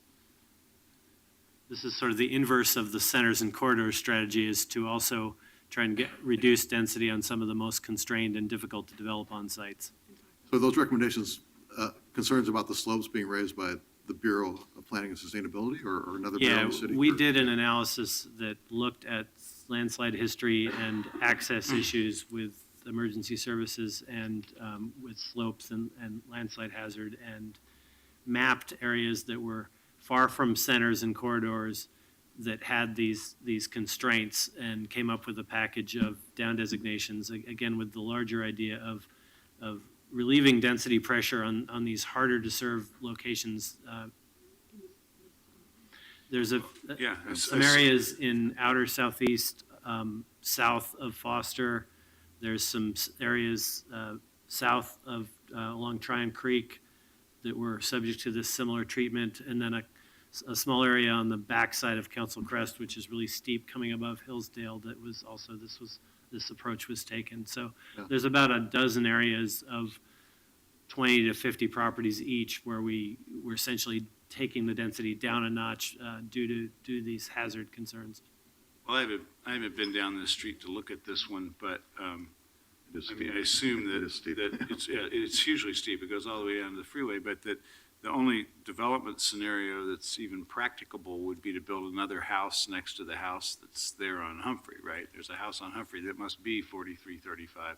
Yeah, there's a South of house Humphrey. there. There have been PUD proposals on this site for 15 to 20 lots in the past, and that's I think the interest of the applicant on this. And how big is the site? That Looks is a good huge. question. Yeah, it's pretty big. It is big. I don't have the figure in front of me. So the Bureau of Emergency Management worked with us on this, just so Oh, you know okay. that. Right. That they were the ones that helped us work through all the technical issues. So your recommendation is keep the downzoning because Do the downzoning. do the downzoning, keep the downzoning proposal, which takes it from R10 to R20. And that basically says, we're done there. That house is there, but there won't be more, right? Even with R20, there are more houses allowed. As you said, it's a pretty big So site. it's a big enough So parcel that they it's- could divide it and. They could still divide it into probably even more than two, but it wouldn't be as many houses. Oh, all right. Yeah, one more house or so Yeah, there, okay. Well, properly engineered, wouldn't probably be the end of the world, but 8 or 10 or 15 is a crazy idea in my opinion. Not having done the geotechnical analysis, but having seen the site from the highway. So I did put this forward at the request of the property owner, but appreciate the analysis by emergency management and BPS, so I'm comfortable with the recommendation of the Bureau. Okay, anyone else not ready to vote on this one? Okay, let's take a vote, please, then on Amendment 20. Saltzman, So am I voting no or? Yeah, you're voting yes, right? Or which is it? Voting no. You're so retaining the 10,000 would be going against the staff recommendation. Yeah, so the Correct. amendment was to undo the down designation. So you'd want to vote no if you want to leave the staff recommendation, and yes if you want to adopt our 10 zoning. Got it. Okay, so no. Novick, No. Fritz, Such a nice change. No. Hales. No, maybe the first unanimous no vote on this council. I don't remember enough. I don't know if we've ever done that before. All right, so let's go to 21. 17th and Sherritt. This one is a couple properties in the vicinity of 17th and Sherritt that were proposed to essentially widen the mixed-use designation at a node there.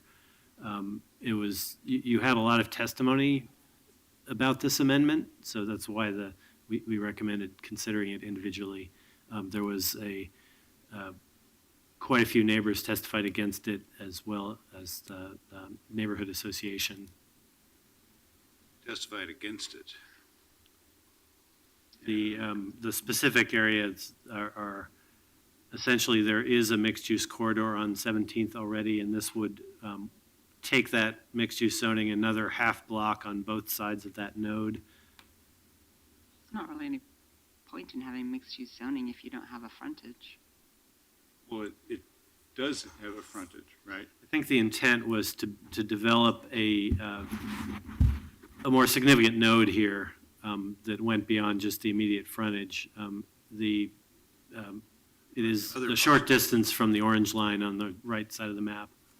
And where we were able to expand these nodes to make the sites actually more flexibly developable. We were looking for that opportunity. If, when you have the mixed use or some of these more intense zones squeezed in, you have less ability to design around the site and have a site that fits in, a building that fits in better.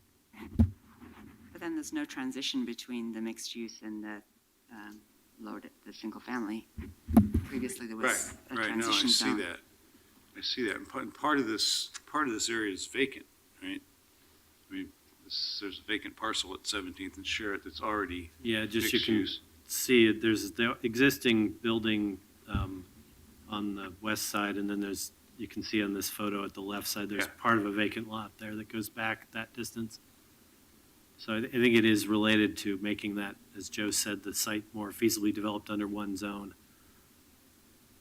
It does, you did get testimony from the neighbors on the abutting single-family lots concerned about shade and impact to their gardens. All right, so if we don't adopt the amendment, then the pattern would be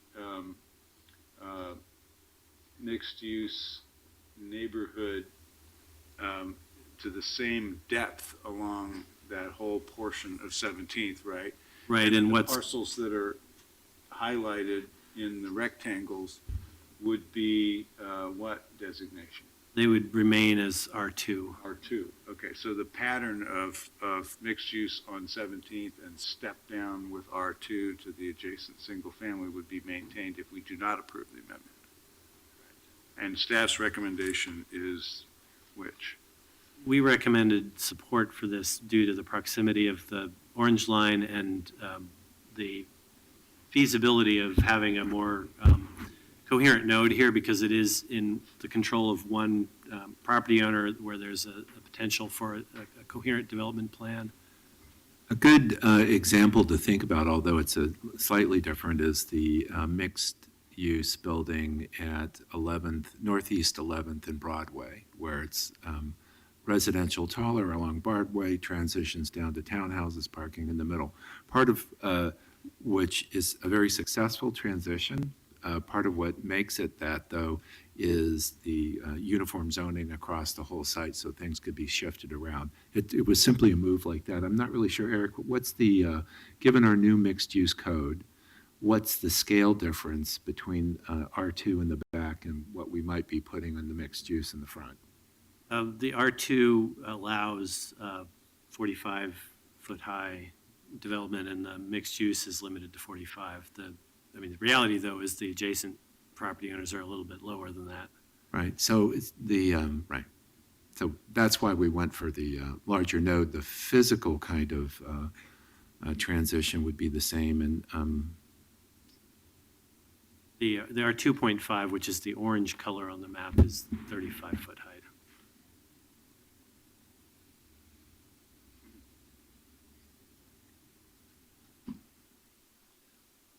Steve, you got some thoughts about this one? Well, I used to live at 17th and Nehalem, Right. and I'm very bitter about although I like living where I live, I'm bitter about the fact that I'm not able to use the new orange line, and I think as many people as possible should be able to. So I support the amendment. Yeah, I guess I'm sort of rethinking the question of what the practical effect of this is going to be. You got it fairly fully developed. And I guess I hadn't realized this was like long strips on either side of 17th. With what, 10, 12 parcels involved, right? I think I'd like a little more time on this one. Can we hold this one over? Let's hold this one over for more work. Okay, M47, number 22.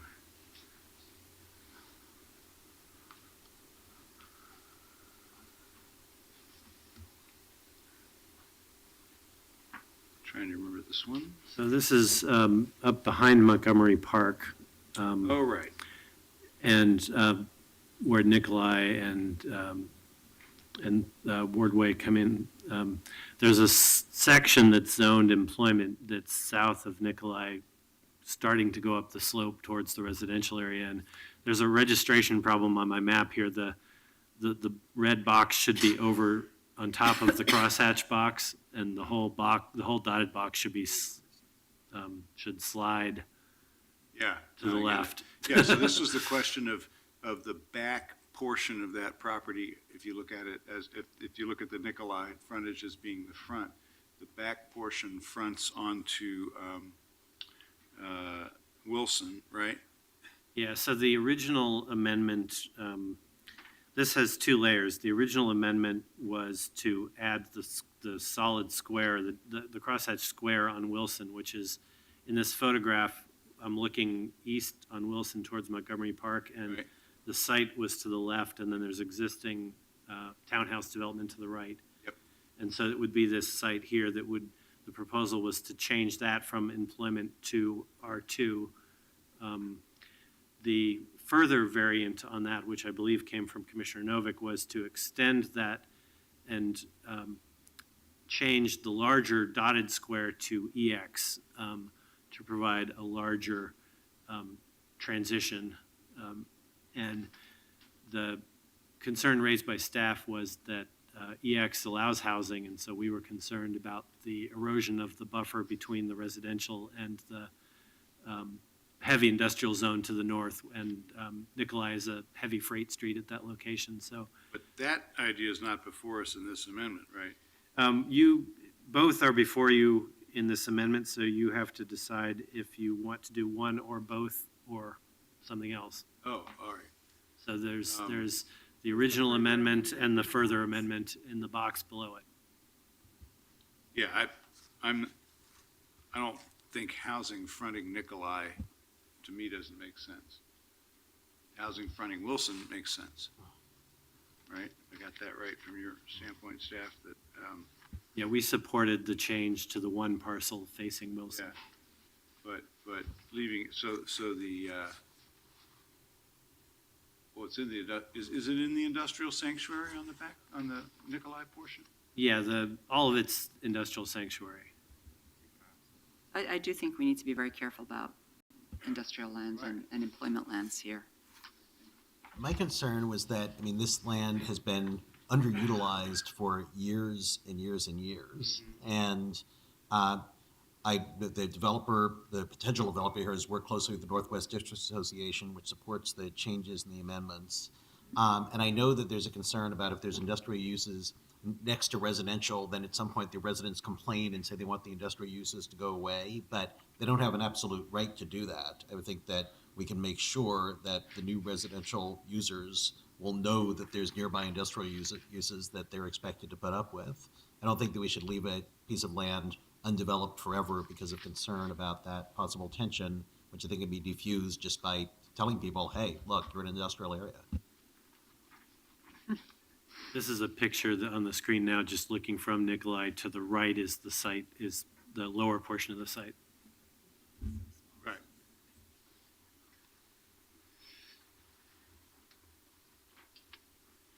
Yeah, I guess I don't remember the testimony about the Nikolai frontage. I remember the testimony about the Wilson frontage. Camille, you got some thoughts on this? You can come up, it's all right. He's done a lot of work on this. Camille Trummer, Policy Advisor for the record. Turn the microphone. Sorry. Camille Trummer, Policy Advisor for the record. So we did not receive opposition to this. Actually, the Northwest Neighborhood Association supported this, Both pieces. both pieces. So I have not received any testimony against. Okay, thank you. So what's the impact on Giles Lake Industrial Sanctuary, and what's the impact on the employment lands numbers?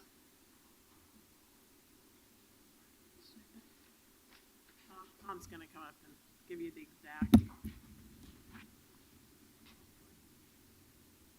Yeah, and I guess while you're thinking about this, so I guess if I'm not as clued in on the second piece of this proposal as I should be, but so the original proposal regarded Wilson, I got that.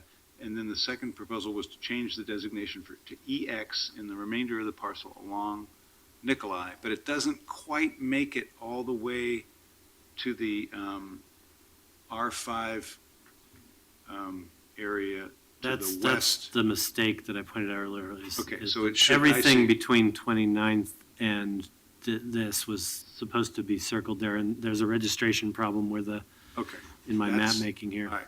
So it's this section, And it doesn't extend across the curved section of, not as Roadway currently proposed. right. So you would basically take that whole little area there from the curve on Wardway onto Nikolai, all the way over to the R5 area, and if this was approved, that would go from IH or whatever it is now, what is it now, to EX, right? It is IH now, I believe. Is that right? It says mixed We employment. have no, that's what the property owners requested, and we have no opposition to that, right? Sorry, it's currently mixed employment, EG. So what's the difference between it being zoned mixed employment and being zoned EX? Housing is allowed. Possibilities, just the difference is housing? The difference is housing and larger retail.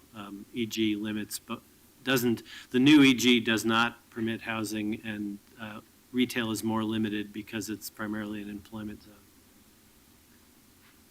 So, yeah, I guess the question is, what do we want to see here, right? I mean, I understand the property owner would like more flexibility, but from a long-term planning standpoint, on one side of the ledger, I would say those parcels aren't important to the industrial sanctuary. The real industrial sanctuary starts on the other side of Nikolai and goes for miles, in terms of large-scale industrial development. On the other hand, having housing across the street from heavy industry is rarely a success. See all the conflicts with ESCO over the years. So, I'm just trying to think this through out loud, which is always dangerous in a council meeting. So what do we want to see there? Do we want to see retail? Who would that retail be serving, given that further out on Nikolai, there's not much in the way of customers? What, it looks like Tom Armstrong has an answer for me Tom on and employment Joe may lands have and some such. thoughts about this. Tom Armstrong with BPS. I don't have a clear answer, but I will say that the small box, the one that faces Wilson, we were originally okay with that because it's only a half acre. Right. It's a transition site. We could see that. I got that.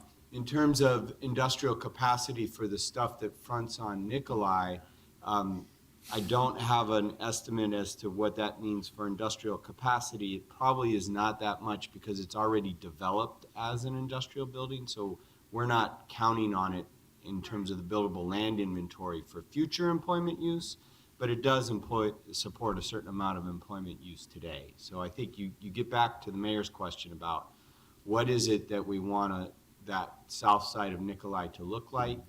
And I think one of the reasons we were more supportive of at least the small piece going to housing, we're nervous about more housing closer to the industrial sanctuary, but there's a lot of housing right there anyway. And that's the same sort of debate question you face across the street for the Montgomery Park Yeah, and piece as there's to no whether guarantee. it should be employment or EX mixed Yeah, use. to me, that's the easier call. I mean, there's no guarantee that it will be done well, but there are 2 to 3 story townhouses across Wilson from this site, so you could, obviously, whoever builds housing on the smaller site is going to design it in a way that opens towards the neighborhood, puts its back to the, whatever it is behind it.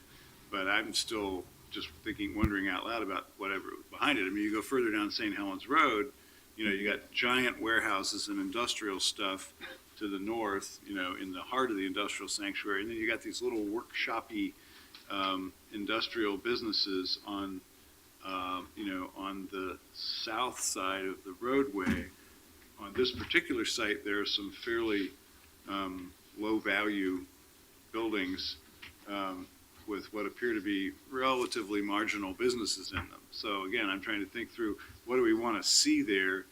I'm pretty sure I don't want to see retail, but Well, see, that's one of the issues with the EX. It's a wide open zone and allows a lot. And I think in general, we were trying to be conservative with the change from, away from industrial, or at least employment land. would This this kind of potentially- space could be I was makerspace. going to say, could this potentially be small-scale makerspace in the future? So we're struggling with Absolutely. that in the Central East Side, but maybe that won't be the only place, we hope that won't be the only place in the city where small-scale makerspace is possible. Right, and as things, we really are interested in having places where businesses that find it either increasingly inconvenient or too expensive to stay in the Central East Side can find a viable location in the city, and we're trying to do that in Gateway, and this could be one of those as well. So what's the best zone for that? It's mixed employment, What it is. which is what it is. See, what we're really doing, and even in the EG, which is the mixed employment, we're tightening it up so that it's clearly an employment zone. That's the move we're trying to make citywide, to, once again, be as conservative as we can. Where we're going to put that zone, we want to try to preserve it for employment uses. Yeah, so I understand that Commissioner Fish has an interest in this as well, and given that All we right. don't have a unanimity on this, I'd suggest that we put it yeah, all right, over. let's hold this one as well. But I think I'd feel a little more comfortable with where I am on it, but let's hold this one until Commissioner Fish is back and we can vote. And while you're thinking about that, between now and the next meeting, think about a little bit the residential piece here, the things that Tamara DeRitter were trying to put forward. One of the ways you would enact that kind of policy is looking at this being a big diesel sort of pollutant area, and putting housing right on it is kind of going against that policy. What, you mean on Nikolai? Right. Yeah.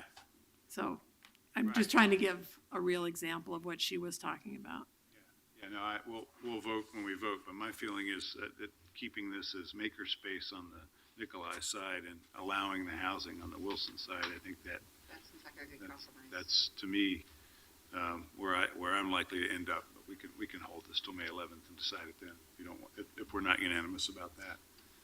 Okay, we'll hold it till the 11th. Okay. If these are the non-controversial amendments. God help us. Okay, 2815 Southwest Barber. If I might speak to this, the Please. latest on this is, of course, the site where Under Armour is currently leasing. They're not the property owner, next to Dunaway Park. And they're currently under construction with an approved design review, and they don't have plans right now to do any more. We heard testimony that they'd like to be able to do one more story. We looked into the height that they would need for one more story, and they would need an extra 2 feet of from the CM1, the neighborhood commercial. And Eric informed me yesterday that that height is adjustable, and even in the new zone, it's adjustable up to 10%. So I believe that my amendment still gets Under Armour what they want and is more reflective of the fact that it's not in the downtown core, and that at 3 more stories would tower over the park and make it look like the park belongs to the adjacent property. To make sure I understood you, mixed-use neighborhood would allow them to add a story? Yes, with a 2-foot adjustment. It They'd seems have to li- get an adjustment. They'd have to get an adjustment. Okay, but that's possible, that's Yes. adjustable. It is Okay. adjustable. How do you get an extra story with only 2 feet of height? Because it's They've already got capacity. They're not building to the full capacity of what they have now. So they're not building to 45 feet now. They're building to whatever it would be. 36 or something. Yeah. Right. So all they need is 47, and this is my understanding. So I haven't talked to them. Do you think that's anathema to their plans, or is that acceptable to their plans? I haven't, unfortunately, I didn't know this was coming up today. I had a chance to connect with them, but my understanding is that's what they need. They're not planning to add 3 or 4 stories. And besides which, it's not their property anyway. Well, they're in demolition now and in the permit process now. Right, they're not planning to do it as part of this. Project, okay. They're not planning to do it as part of this project. They were just looking to the future. What they're doing now is going to happen before this plan goes into effect. So Right. we're talking about potential later additions. They're preserving next phase or capacity to be able to do this, but I don't know what their reaction would be to this specific And we proposal. can hold it over if you want, so that I can check with them. let's at That- least- that Well, I This guess, you was at the request of the neighborhood association and pointing out that it is kind of a dispersed parcel. All the other parcels nearby it are not given this designation. I guess I would look beyond the current Right. lessee too. I mean, this is a 20-year plan. I think as noted, this is going to be hopefully on the southwest or on a high-capacity transit line. And so I think that a higher density zoning for the long term is appropriate here. I agree. Well, we may have 3 votes to proceed on this one. I mean, Alyssa, I think we should go ahead. I think you're going to get out. It's my birthday. You can't do this to me. I already used the birthday one. You can't play that card over and over. So if I could just check with them, because I think it's, as the Parks Commissioner, I think it would be really detrimental to light and air and shade on the park. I think there would be significant opposition from Terwilliger Plaza. So if those of you who were concerned earlier about Terwilliger Plaza, I think that they would be very concerned about the change to the neighborhood. And I don't know that we're going to get high-capacity transit there in the next 20 years. It'd be nice to Well, think so. let's hold it the 11th, give you the chance to have that Thank you. conversation. There we go. may- Thank you may- very much. We won't outvote you on your birthday, but we might still outvote you. I hear that. All right. I thought I'd found such a good solution, though. No, that might be, it might be, and you're right. And it is important to note that, this is a redevelopment project with a tenant. I'm happy about the tenant, but they're a tenant. Under Armour is a tenant, so their Right. plans and the future of the building aren't necessarily the same thing. Well, even more so, look at the whole area. Let's not spot zone that particular one. Right. If it's appropriate for that, then why is it not appropriate for others? Yeah. There we are, okay. Yeah, of course, it's a weird site. It's surrounded by open space on one side. Yeah, okay, all right, we'll get back to that one. Let's Thank you go for on bringing the to map up. I appreciate that. 24. Southeast Henry Street, 5401 Southeast Henry. So this was one that came up through the supplemental memos. It wasn't in our initial amendment report, but was introduced later. It was basically at the dead-end street. There's concern by the neighbors about public safety access. Yeah. So they want to keep the zoning or they want to go keep it at R5. Right, they're asking that you amend the plan. It's currently R2.5. The reason this came up is this is one of the areas that's subject to whether or not the zoning, which is currently R5, should be bumped up to the current R2.5 comp plan designation. So it's a place where the comp plan has 2.5 and the zoning is lower. And the planning commission is debating the zoning question, but the comp plan is currently at 2.5. And as you said, the neighbors brought up the issue of it being a dead end. Staff did go out to the site with the fire bureau, and there is a fire hydrant at the beginning of the street. It's not in this picture, and that's the street is fully improved. So the emergency folks didn't have a concern about the R2.5 here, but we did get testimony expressing concern about the lack of dead end there's not a cul-de-sac at the end of the street. Just a dead end. It's a dead Can you end. go back to the zoning map for me for a second? So the parcels involved are all those parcels? The one surrounded by the dark line, yeah. So And- the amendment, the requested amendment would take those parcels back to the R5, which is this lighter color. And they're now R2.5? They're currently comp planned R2.5 and zoned R5. So they're currently zoned R5, but there's a longer-term 2.5 comp plan designation. The larger lot to the east is I believe, a church. You can see it in Right. the Yeah, and then there's photograph there. a large, older, one-story apartment complex At the beginning of the street, right? occupying much of the north side of the street, or the north side of the street. So would that become non-conforming if we make it 5? No, that That's already- apartment yeah. would remain R2. Yeah.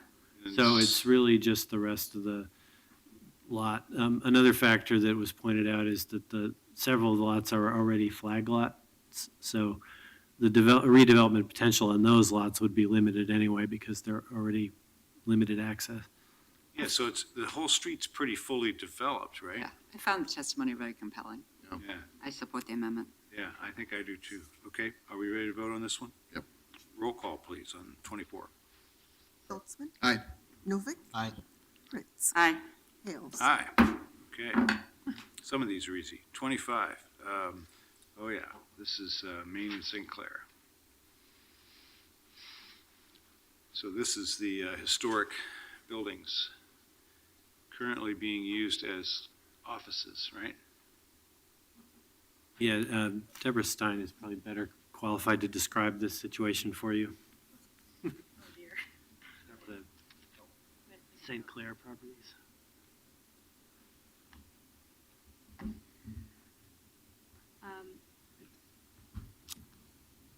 So this is the, there have been some offices located in these structures for a long time. They were previously approved through a revocable permit.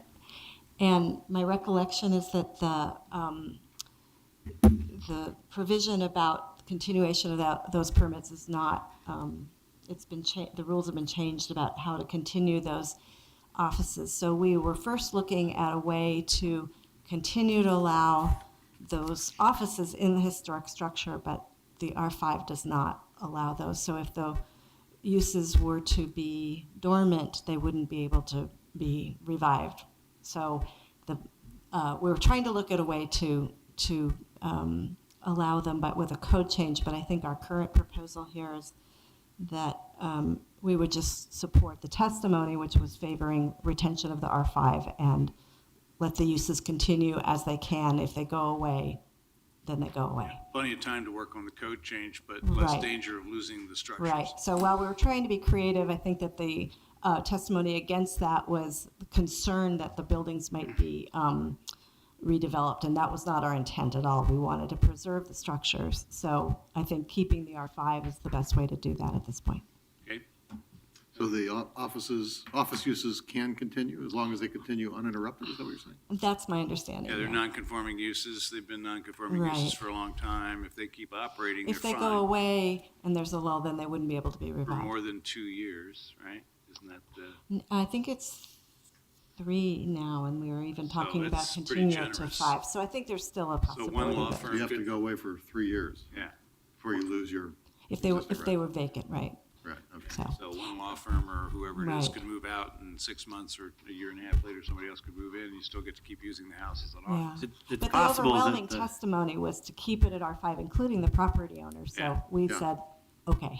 Okay, possible Okay. that the economics of them reverting to residential would be favorable at some point too. Yeah, and that's not That's- the hope. The hope is just that these are great old buildings and we don't want to lose them. So, Right. okay, any questions about this one? This one might be easy too. Okay, roll call, please. Saltzman, aye. Novick, Aye. Fritz, Aye. Hales. Aye. Okay. Number 26, which is several properties on Southwest 25th. Yeah, let me explain this one. This is again one of the areas where staff had recommended some down designation from R10 to R20, and that's on the map on the screen, the crosshatched area. And originally, the square up here on 25th was part of that, and it was there were only these 4 parcels that were being down designated on 25th. And we had some compelling testimony that we hadn't realized that these had been subdivided already when we initially proposed the down designation on 25th. So an earlier staff amendment pulled the down designation off of this square and kept it only in the shaded areas. You got testimony more recently from this property owner wanting to also revert to R10. And the difference is that they actually have been R20 all along. So it's a little bit of apples and oranges, but they piggybacked on to the fact that we were amending right here already. So this southern property here is the question. Oh, so the northern one is already done? No, the northern one is the amendment that staff put forward. The further amendment is to add the southern property to that list. So both of those are incorporated in this amendment? No, not yet. Only the northern one is the amendment as written. Okay, But so you- 100, 40, 46, and 48 are up there. those Yeah, three and parcels. you got a request to add 10500 to that amendment essentially, which has not yet been done, but that's the request. The Isn't there any harm to doing that, in your opinion? staff would recommend it against because it's kind of in the middle of a longer forested buffer that was down designated kind of as a corridor. It connects the park to the left with a corridor that's more wooded to the right. So staff does not support changing that parcel. Is that undeveloped? It has one house on it in the picture, but the property includes a lot of the wooded area to the right. So what's the development potential, a flag lot or something? It would be dividable into two, I think, with R10, but not with R20. So it's okay. Okay, but again, if the amendment before us is the northern parcel, right? We'd have to The go back- amendment before you, if you just vote on the amendment without any further amendment, it's just that square to the north, but And I had been interested in the southern parcel, but now you've explained it. I can see your rationale. Are we comfortable with voting on this one? so vote without any reference to further amendments. Right, so if we vote for it as printed, we deal with the northern parcel. Yep. Okay, roll call on that? Saltzman, Aye. Novick, Aye. Fritz, Aye. Hales. Aye. Okay. Okay, 27, the first of a couple of Portland nursery properties. So I'd like to actually refer this one to the 11th. Okay, Yeah. Do that. Good call. all right, and 28, Lewis and Clark College. I thought you said we were doing the non-controversial ones today. We're starting to get into the hard. We've sort of run out of those, maybe. Drifted into some controversial territory. They wanted to warm us up. Yeah, it's working. Okay, Well, I don't know if it matters, but as the sponsor of this, I would basically vote against it, having heard the testimony and sort of become more aware of exactly where this parcel was. I think I thought it was somewhere else on the other side of Boone's Ferry, so I don't support this amendment that I brought forward. So you can just withdraw it, right? Cameron? You can either withdraw it or you can all vote right now. why don't we vote, or do you not want to vote? I'll be happy to withdraw it. All right, I don't. he withdraws it. Done. 29, Thank you, Commissioner Sauce. yes, thank you. 29, Southwest Gibbs.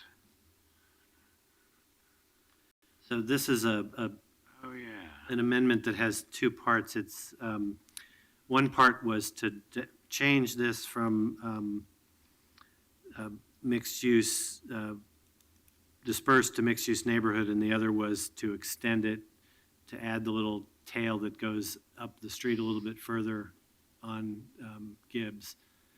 This is the commercial zone node, essentially beyond OHSU on the hill.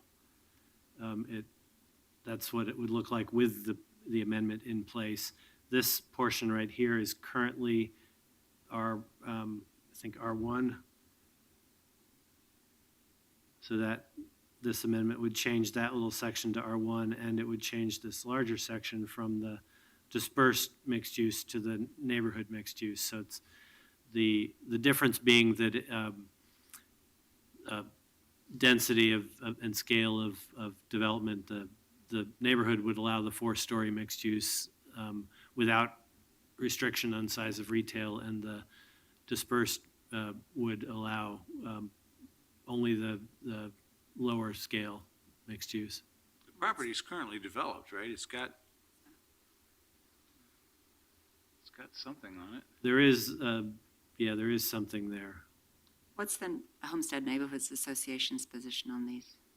They're against these. One of their concerns was the potential for the commercial zone, the more intense commercial zone to be too big. Well, also, and that somebody could build commercial parking in those zones. Oh, right. And they could, right? unless we were to do some sort of amendment to the plan district, we could, there is a plan district here, so we could make a special provision to not allow that here if that was the only concern.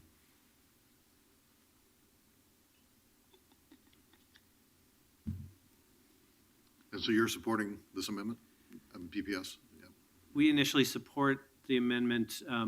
The part of the logic of this is that it would allow more needed housing and commercial services up on top of the hill, so allowing that community to be a little more self-sufficient.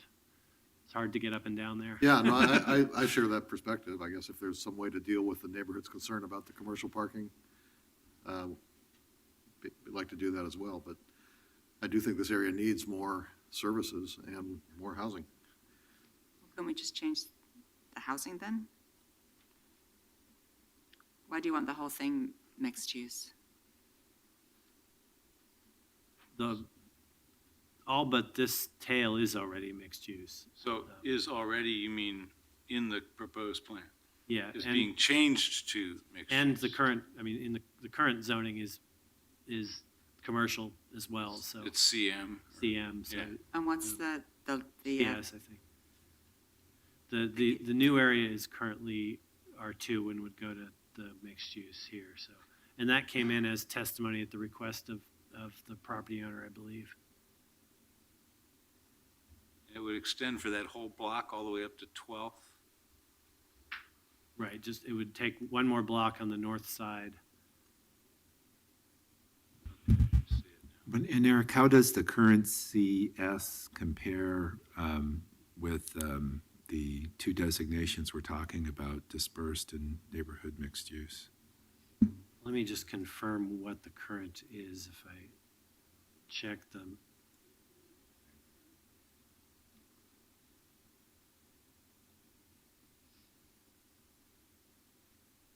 So right now, there's kind of an older apartment building on one corner and then a vacant lot and then a house, right?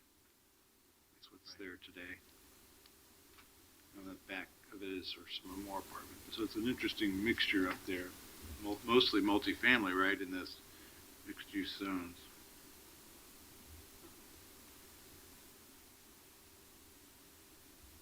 So currently, and this is the zoning map proposal I'm looking at, so it does not yet reflect any of these amendments. So if you didn't act on this amendment, this is kind of what it looks like. And it is currently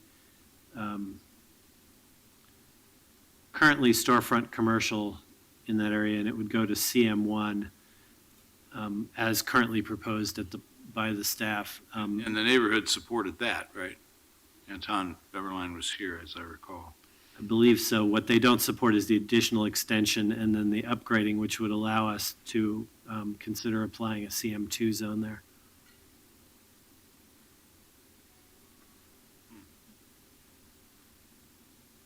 Thoughts about this one? Do you feel ready on this one? I'm not sure. It's very constrained up there. Yeah. Well, do you think the original, this, as we see it here, is that right? I think that's right. And not go farther? Right. So. See how that works out. Yeah. Okay. I think I'm okay with that idea. Okay, so we could take action on this amendment because this amendment would just extend it in that tail, not. No, change. actually, there's two pieces to this. Right now, the amendment both extends and upgrades it, so you might have to modify the amendment to clarify that if you only want to do one aspect of that. So just to clarify, Eric, the upgrade is, which part's the upgrade? The whole thing, the whole polygon what is to what? going to neighborhood mixed use, which is the medium scale mixed use instead of the small scale. And then it's also being extended in geography with that tail. So the current amendment, the way it's worded, does both of those things. And the difference between the two is basically scale of development. And the amount of commercial use. But, the reason we did South Waterfront was because it was recognized that the hill is really constrained, that adding a lot more people up there was probably not feasible. Yeah. the more commercial properties you put up there, the harder it is for each of them to make a go of it. Yeah, I think so. Okay, do people feel comfortable about voting on this one? Okay, let's take a vote then, please. Schultzman, So again, I'm not sure what the right yes or no is here, if I'm Yes. supporting the is- consensus of the discussion here, that Yes would be to adopt the amendment to extend the geography of this mixed use and upgrade it. And no would be to leave it as is, which would be dispersed mixed use and would have the lower scale zoning most likely. okay, no. Novick, I'm going to defer to staff on this one and vote yes. Fritz, No. Hales. No. Okay. All right, let's move on to number 30. Number 30 was on the memo from Commissioner Fish dated April 12th. It was a series of BES properties, and his staff expressed an okay for you all to consider this amendment today because it's a fairly straightforward correction to add correct some open space designations on BES property. He introduced it as the BES commissioner. So you should turn to the Commissioner Fish amendment memo on, it has a table on it, so you'll it looks like, Is that in the packet? it's you should have a pile of the amendment memos on your table. And it's the April 12th memo that has, it looks like this. It has a series of site numbers and addresses and changes. Yep, got it.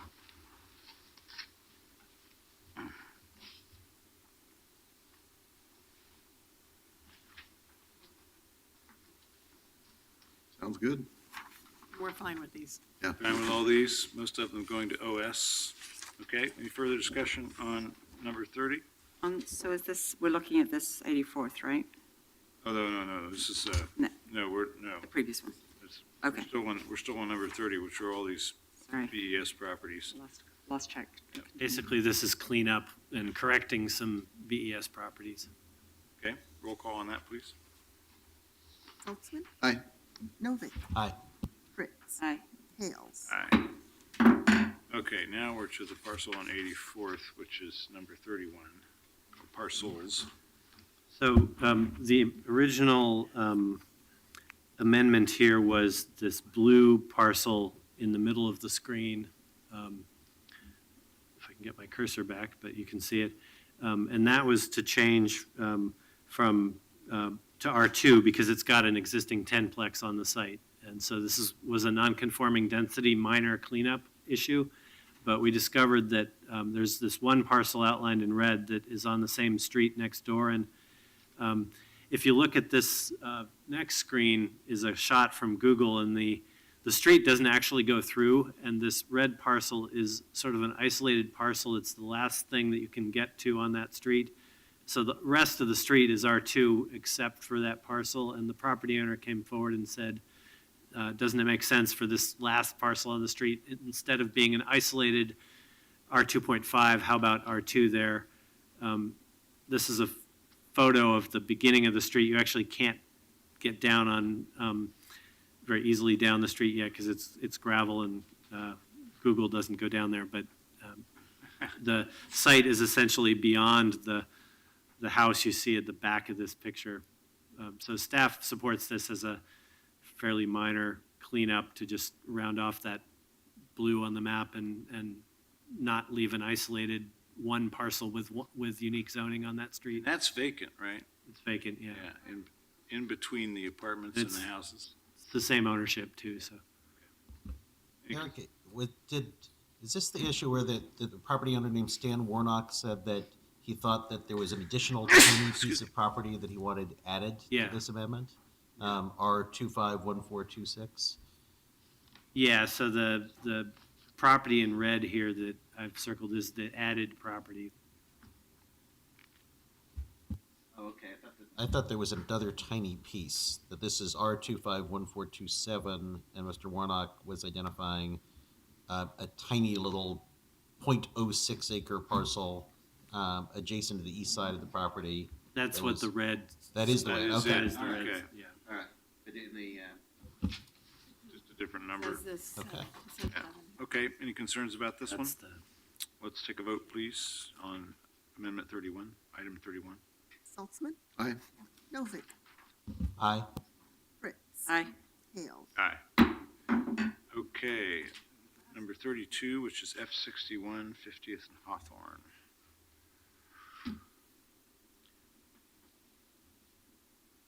this was an area at the end of Hawthorne where we had suggested that we taper down the density after most of the traffic and the bus turns right on 50th there. And so you have sort of a separated street, and it gets to be a smaller scale street, more residentially oriented beyond 50th. And originally, the Civic Corridor, which is a fairly dense designation, had extended all the way up to that end. And the amendment suggests pulling it back so that at the very end there, after you pass 50th, would go down to a neighborhood scale. So that's the amendment. And then I believe Commissioner Fritz had raised a question about whether that should be the geography of this amendment or whether it should include the additional 2 parcels all the way to 50th. Right. That was my intent. And then also to direct you to use CM1 as the zone. Which is what we've currently proposed. Okay. So as written, this amendment just covers what the black box is showing, and so we probably should make a note that you're essentially further amending it to be to 50th. So 50th is right here. So you'd carry that Purple. CM1 all the way down to 50th? Right, so this parcel here would shift and this one here. And this one here is already developed, so there's Right, not it's much got impact. a but- 2-story mixed-use building on it. Looks like everything Right, between there and 50th is developed. Right, they're developed, so there probably wouldn't be a change from, other than you might discourage redevelopment of those sites, which in this case is probably okay. Questions, concerns? Let's take a vote on that one then, please. Saltzman, Aye. Novick, Aye. Fritz. Aye. Hales. Aye. Well done. Wow. That's it? That's it. That, Woo. That was our list for today. okay. We saved the hard ones for next time. honestly. Yeah, all right. Well, you gave us a little bit of a workout today. All right, thank you very much. We will Thank you. carry forward the ones we carried forward and take up the rest of the agenda on the 11th. And we're adjourned. Great. Well done, everybody. Thank you.